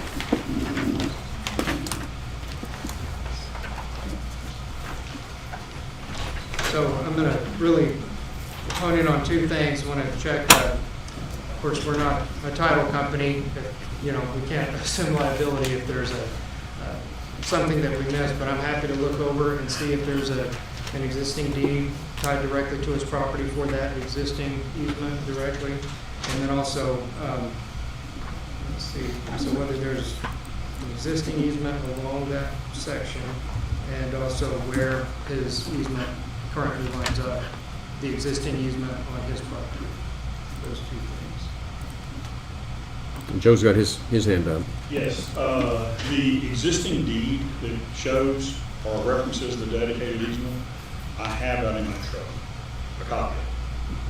That was done by Lee Vogel when we were getting the survey set up and all that, to make sure that this wasn't going to be an issue. And I just need to go get it out of my truck. If we could just pass on this and come back to it and settle this today, I'd love to do that rather than kicking it down 2 weeks from now. If you have the answer. I do. Are you gonna bring in someone who can read the deed and interpret it? Because I'm not gonna read the deed and make a legal determination on it. It's pretty, it addresses the easement. I think we It's what should y'all wait still, Yeah. because of what Jonathan brings up, because Right. it gives everybody time to digest it, to double check, gives the engineer's office opportunity. So we should wait on this. I This is wanna know handmade. about Really, that. let the county attorney look at it, Yes, more than anything exactly. else. Yes. Yeah. Well, as many eyes as you can put on it, it makes it Yeah, safer. I agree. Joe, I'll probably like to go out there again between now and then and look at it. Not a problem. It'll all still be. So we've passed item 1.16, we'll move on to item 1.17, and convene a public hearing for a revision of the plat for the reserve at Falling Water lots 31R1 and 31R2. Mr. Gore.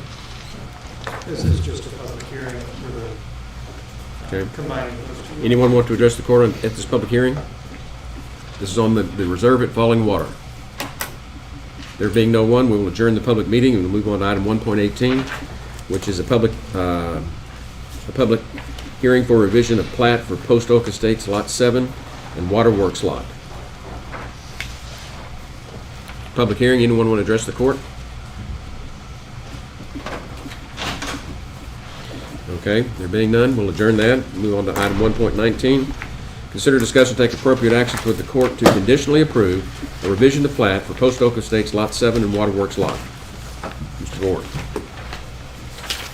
This proposal combines Lot 7, which is currently 0.6 acres, with the adjacent Waterworks lot, currently 0.17 acres, into Lot 7R, totaling 0.72 acres, I believe. And it dedicates 0.5 acres as right-of-way along Goat Creek Cutoff Road. It says 0.5, I believe that should be 0.05.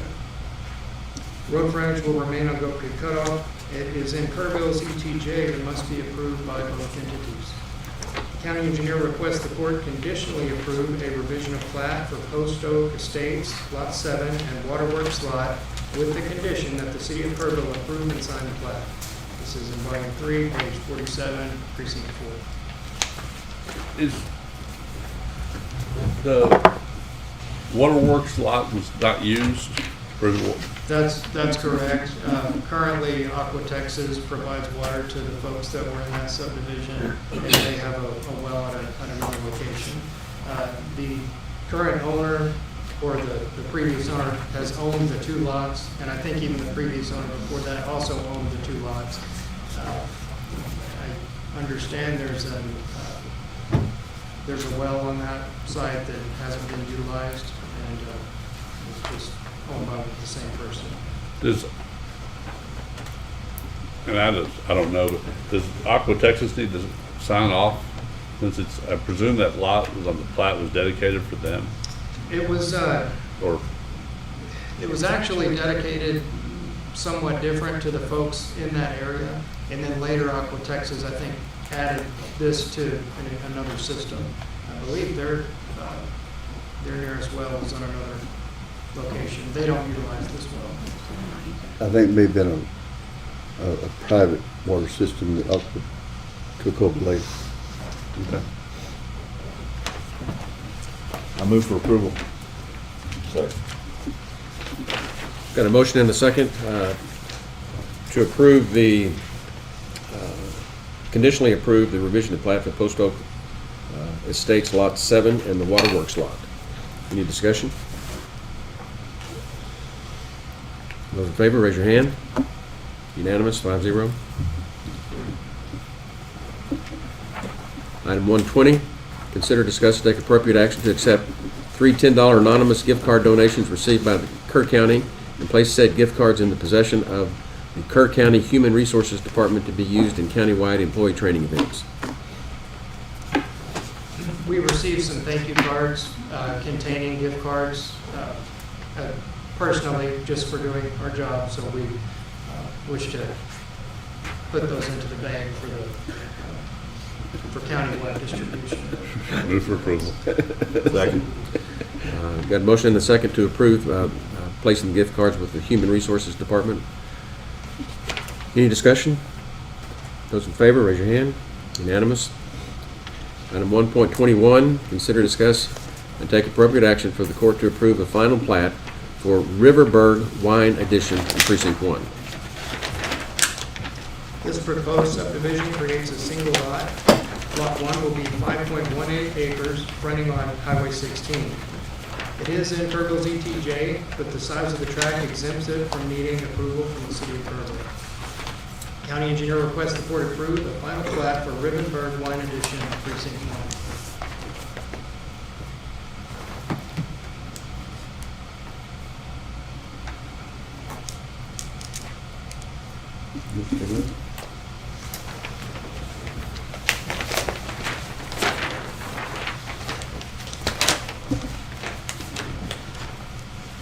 I believe that is the Kerrville Winery. Right. Highway Yeah, I know where it is up there. I move for approval.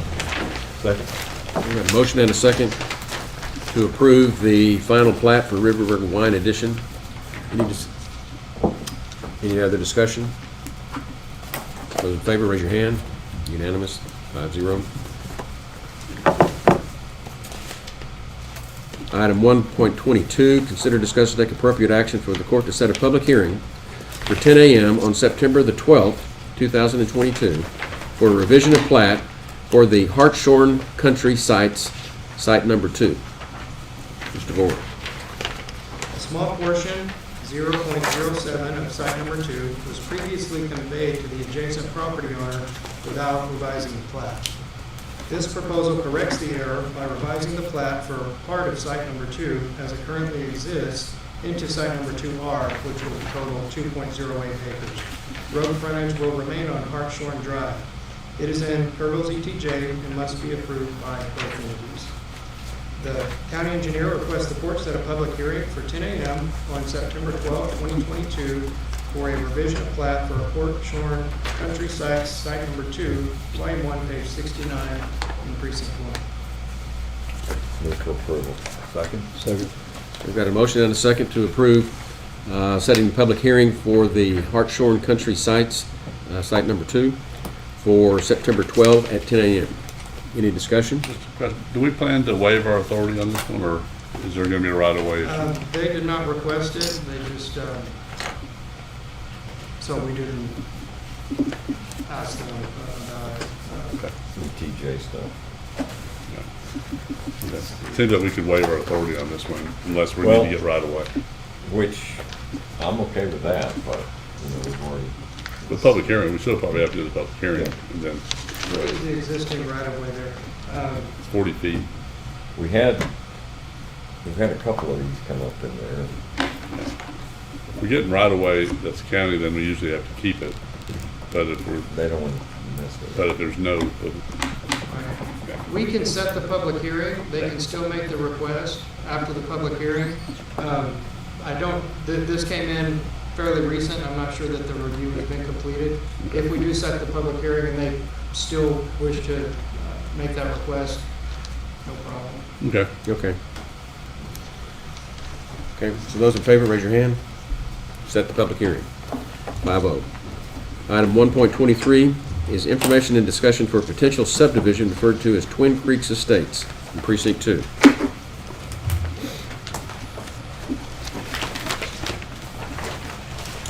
This proposal subdivides 858.07 acres between Eagle Ridge and Fall Creek Road. It proposes 110 lots and 10 roads. Each lot will be greater than 5 acres. Access to the proposed subdivision will be from Eagle Ridge, about 3 miles from Highway 173. It is partially within the floodplain and must meet requirements for development within the floodplain. Construction plans for the subdivision have been submitted to the county engineer for review. A concept plan meeting was held in the county engineer's office on April 19, 2022 at the developer's request. And it was noted that the current condition of Eagle Ridge may not safely support the expected increases in traffic volume that will be generated by this proposed subdivision. Since this proposed subdivision is also expected to increase traffic at the Eagle Ridge Highway 173 intersection, TxDOT may require a traffic study, traffic impact analysis, etc. The county engineer offers this information to discuss a potential subdivision referred to as Twin Creeks Estates, Precinct 2.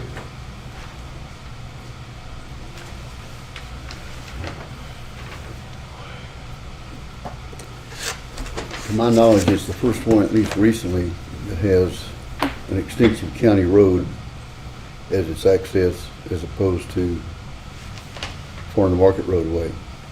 And the roadway, the Eagle Ridge Road is a good road for the traffic it has, but I'm getting complaints about it already in terms of safety issues. It's narrow.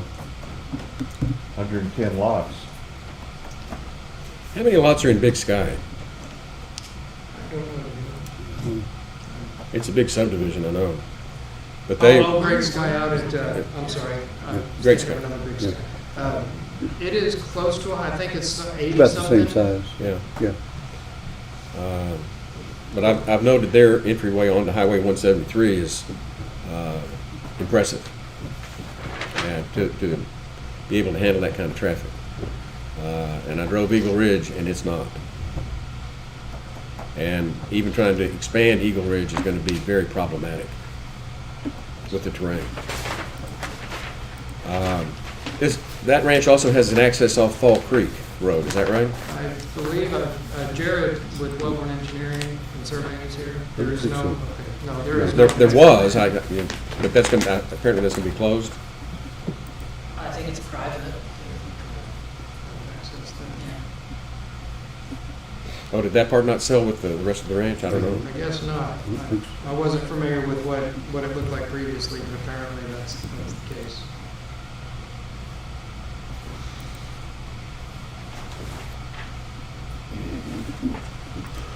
I think the access using Eagle Ridge is going to be very dangerous. Very, very dangerous. And I don't know how we fix that. But that is my big concern about it. And I drove Eagle Ridge last week, and I drove, is it Great Sky? Is that the name of it? Yes, sir. Okay. And I drove it, and there's just no comparison.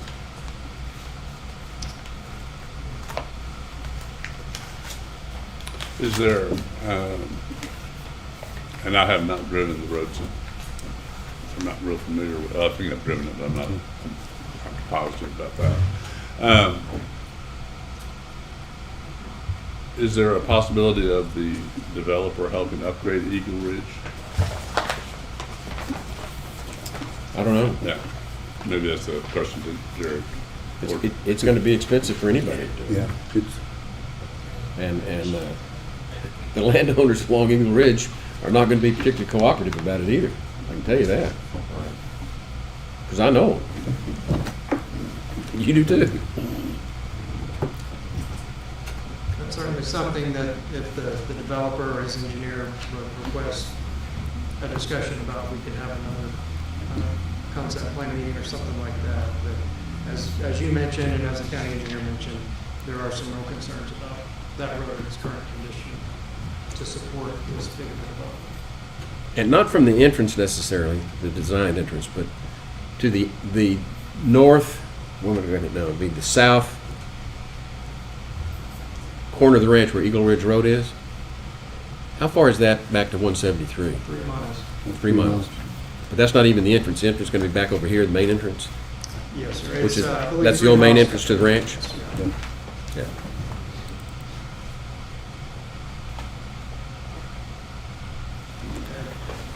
My grandson took his first deer off that ranch. Where's the main, that's not the main entrance?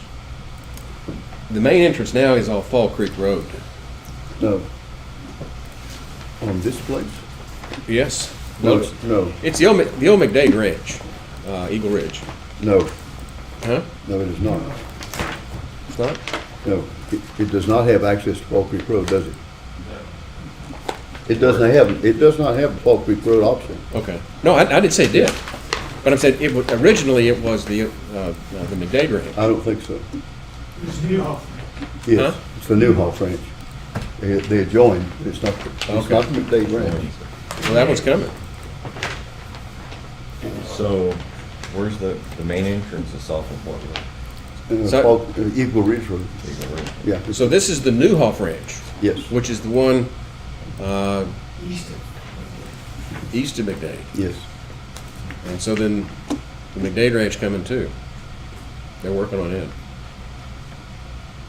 Okay, so this is the Newhoff Ranch. So that's a 60-foot. Well, I think this is an informational item, but I think at some point, Judge, we may want to go into a closed session and visit with the attorney about what recourse we have. I mean, because, I mean, like I said, listening to you two talking about it, it sounds like it's a public safety issue to let that much traffic onto Eagle Ridge in its current condition. Well, and knowing that the ranch to the west of it is going to develop shortly anyway. So we're really going to have a lot of traffic out on Eagle Ridge. Eagle Ridge is going to become a thoroughfare. Well, this is a problem all around the county. You have people that want to sell their land, developers that want to pay them the price they want or better. They want to develop, and they haven't backed up and taken your aerial view of everything.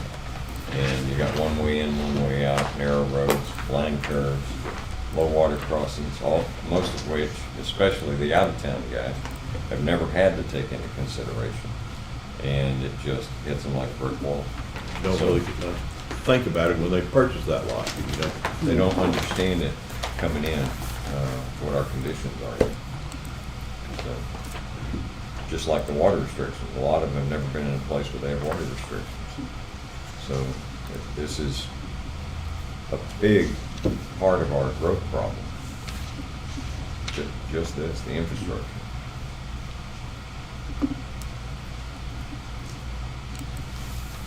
So this is not going to end with this one or the next one, or it's going to be ongoing. Kelly, am I correct, isn't that roadway a 40-foot wide easement? I believe so. It's not even a 60-foot wide easement, is I'm it? almost positive it's not 60. No, it's not 60. It's probably 40 to 50, and I'd have to guess probably more than 40. Might add the surveyor, Wellborn Engineering and Surveying, requested this be brought before as a preliminary plat. Of course, we're not doing preliminary plats. Which we appreciate. Yeah. We appreciate it, we do. Yeah. You don't have to do it, we know it. However, it would not have been a complete package. It was near complete back in the old days when we did preliminary plats.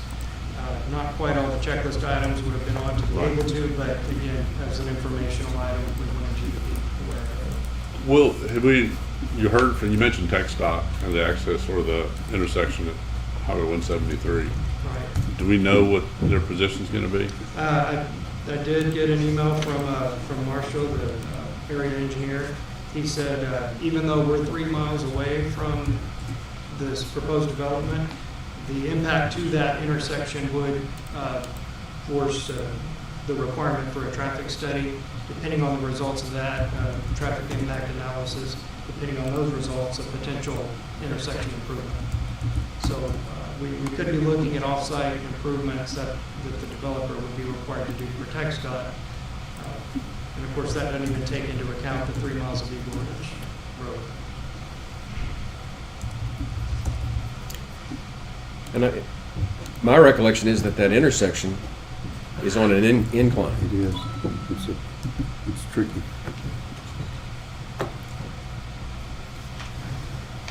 That's what I mean. Yeah. We had one of these a while back where the only way ingress egress was in a low water crossing in a blind curve. Right. Mm-hmm. You can't really do that on a 45-mile-an-hour road. Well, 173 is. Yeah. 173, they're going much faster.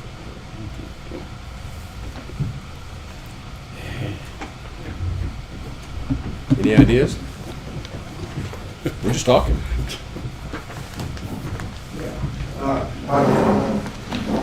Speak when you go. Sure. Yes, sir.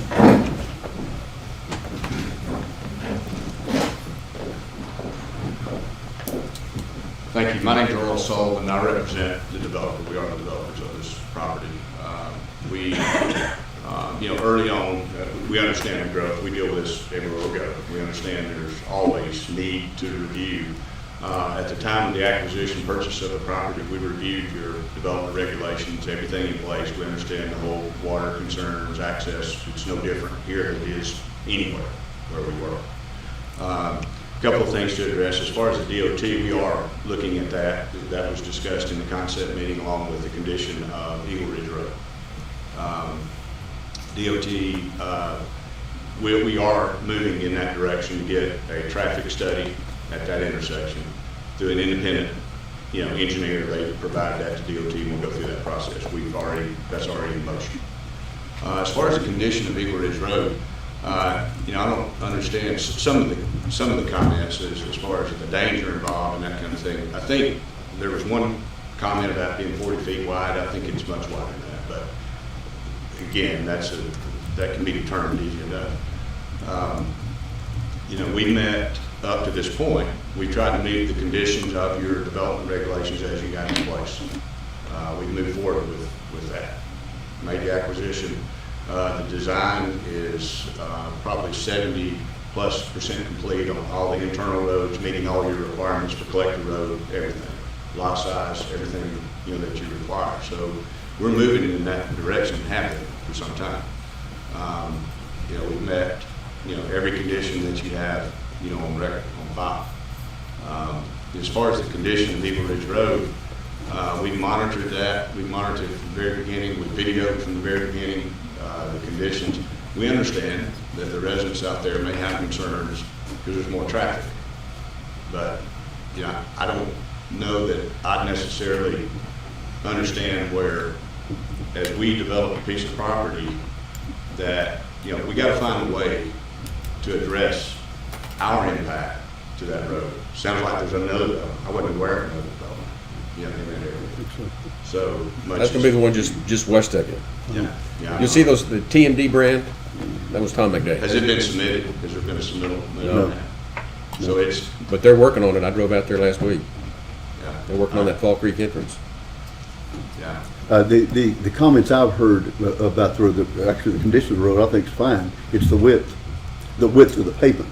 It's excuse me, not the width, but On the bridge. the width of the pavement Yes, has sir. been an issue of danger. It's a long stretch and it's straight. People drive it too fast. If anybody makes a mistake, it's, Sure. and if you're coming, meeting other people, it's pretty tight. Yes, sir. Yes. Sir. Well, I think from our perspective, what would help us, not only in this case, but any future project in Kerr County, is to develop some process that we as a developer and that even the seller, the land seller, will understand, hey, here are the things that we have to address. We've addressed everything that's on this record and trying to do so. That is not one of them. But certainly, we'll look at anything we want to do this development here in Kerr County. We do this all over. Well, we've done many in Texas now. We could be a private gated community. Our market, for the record, typically we do we're a secondary market. Our buyers are typically nearing retirement age. It's a seasonal weekend getaway retirement home community. It's not like a 100-room apartment complex. So the day we finished, you got that volume of traffic. Number one, it's built out over a period of time. And we understand. I mean, we live here. We know who we are. Yeah, and that's why we're here, because that's your market. Yeah, but from a developer standpoint, we need to know. We need to know what is expected and what we want to work with. We want to do everything we can, but it's again, it's not your regs that we improve 3 Mile County Road because we're going to put 110 lots on it. Yeah. We don't know that. We didn't know. Had no way of knowing that when we acquired the property. This is not our first road. We do this a lot. And we appreciate you working with us. But we still have to protect the health, safety, and welfare of the public. Sure. And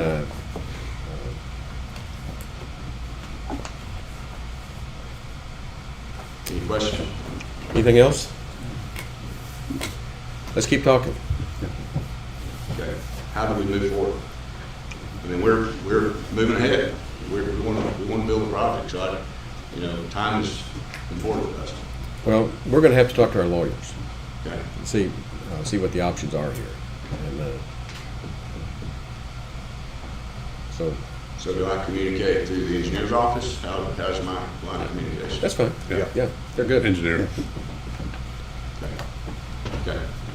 Thank you. Again, we appreciate you bringing it to us.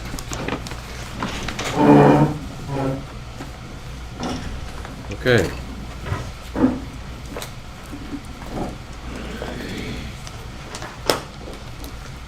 And item 1.24, consider discussion take a... That's right.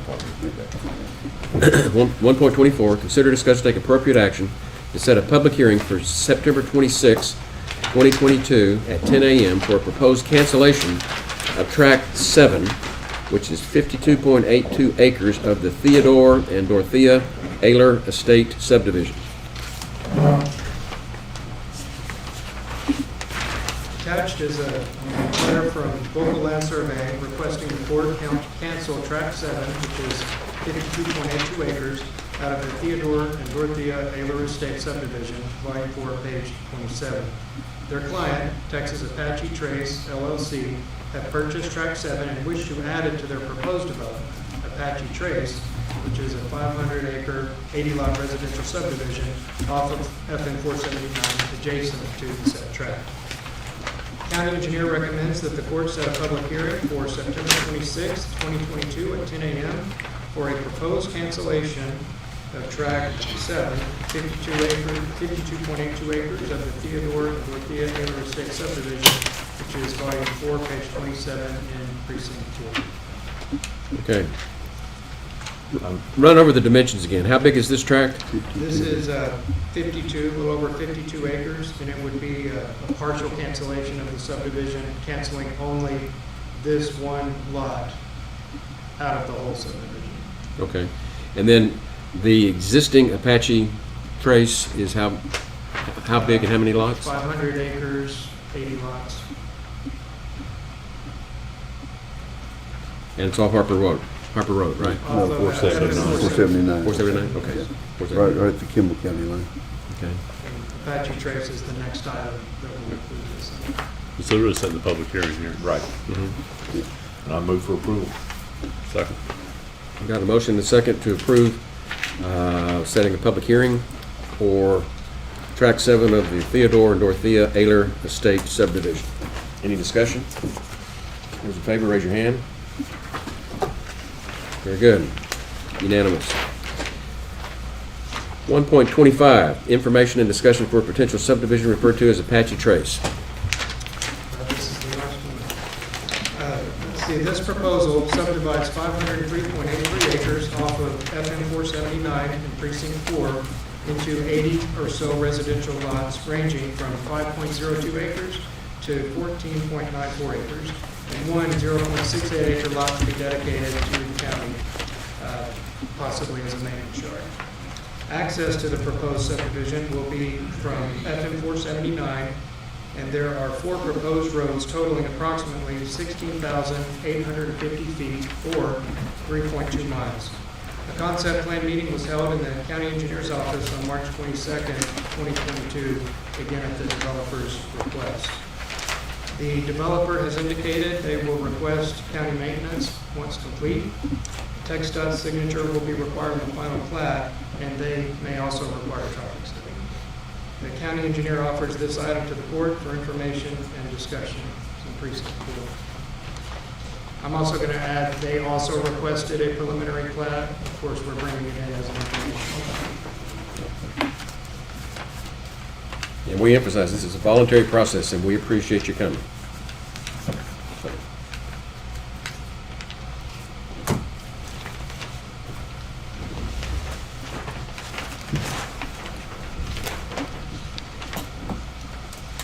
And they're requesting that the county maintain the roads? At this point, they're requesting, or they said they will request that the county maintain the roads upon completion. You know, some of our sister counties around us are not doing that anymore. Right. Approximately how much does that add in roadway? No offhand. 3.2 miles. 3 miles. I believe total 2 to 4 roads, but totaling a little over 3 miles.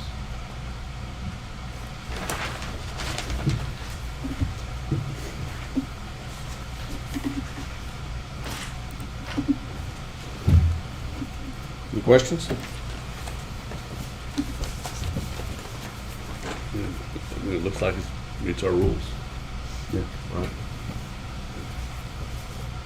And the access is on, unlike the previous one, this is on 479. 479, so it's going to be up to TxDOT to determine traffic impact. And they can do that, but we can't.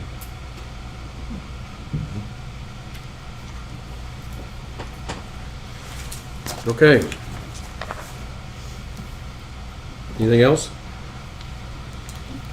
Okay, thank you. We'll move on to the approval agenda. 2.1 is budget amendments.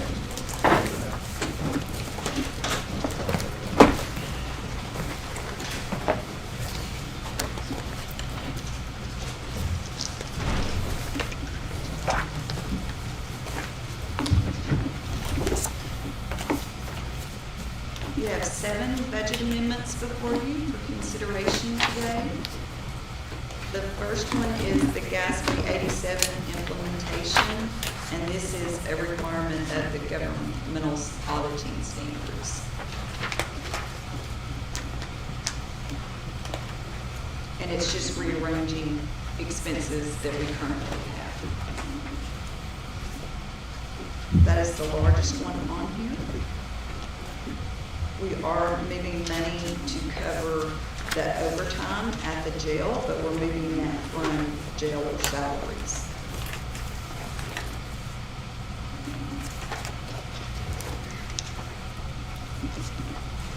Move for approval. Second. Got a motion and a second to approve the budget amendments as presented. Any discussion? Those in favor, raise your hand. Unanimous. 2.2, pay bills. Invoices for today's consideration amount to $807,140.42. Move for approval. Second. Got a motion and a second to pay the bills as presented. Any discussion? Those in favor, raise your hand. Unanimous. 2.3, late bills. There are not any. 2.4, auditor reports. There are not any. Thank you. 2.5, monthly reports. Yes, for quarter April 1, 2022 through June 30th, 2022, County Treasurer's Portfolio Summary, Tracy Sullivan.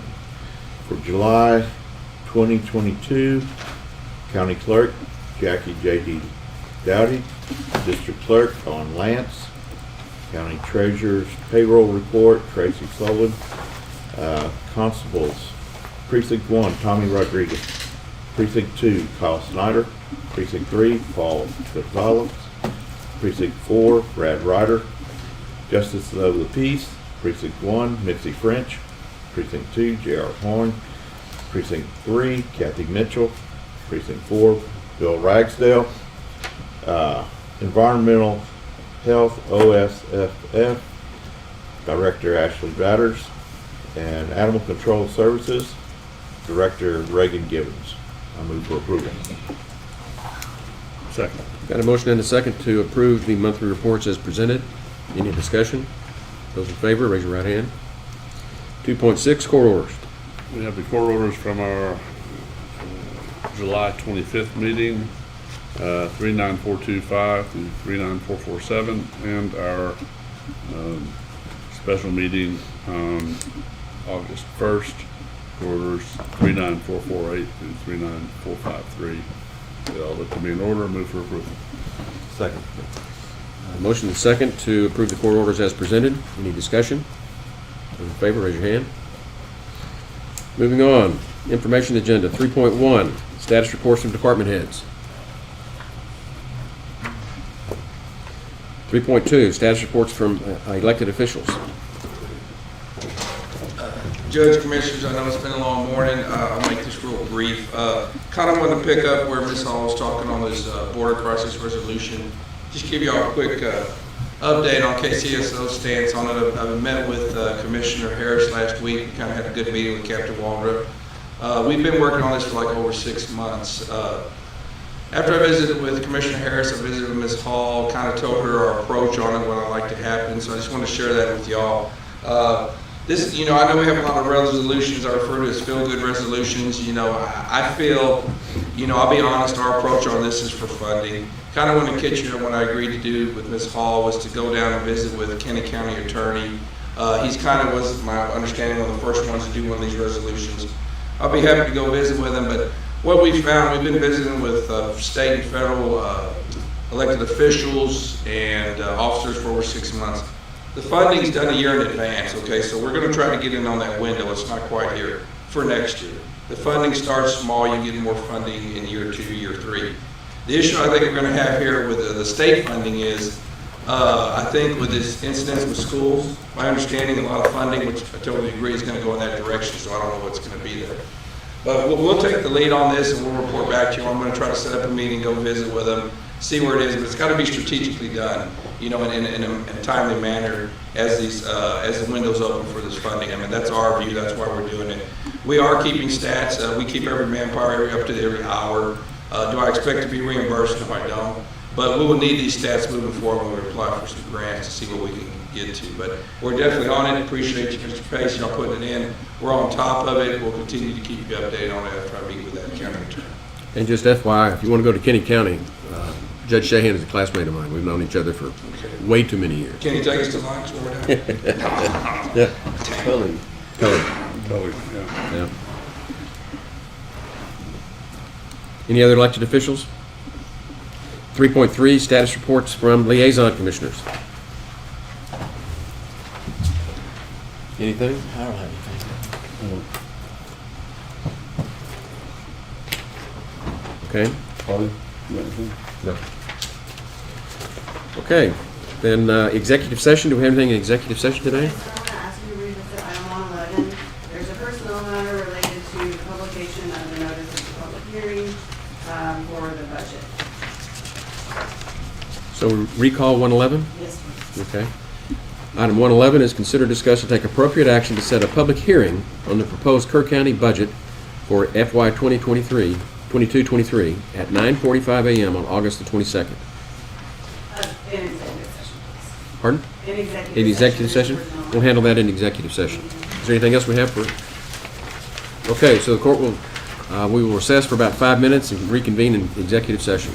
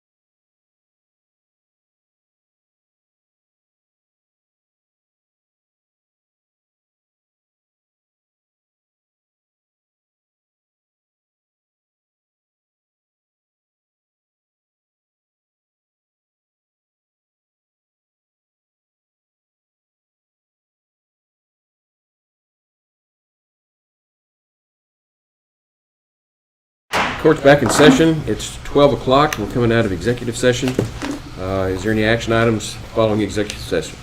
Yes, Judge, on, where are we on, 1.111? On the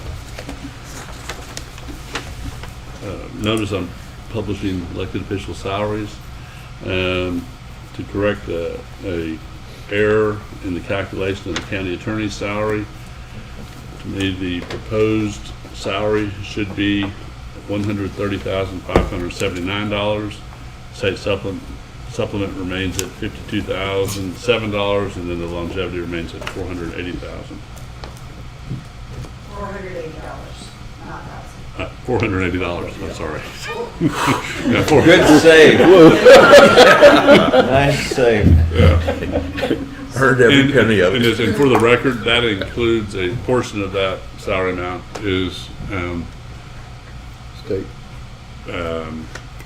correcting the mistake in prior years. The next year, the salary will be lower than that. Yeah, it will drop $11,000. About. So only one figure is changing? Yes. Okay. And that figure goes to 135.79. That was a motion. I'll second. That was the motion. Got a motion and a second. Any discussion? Those in favor, raise your hand. And I abstain. Because I don't understand it.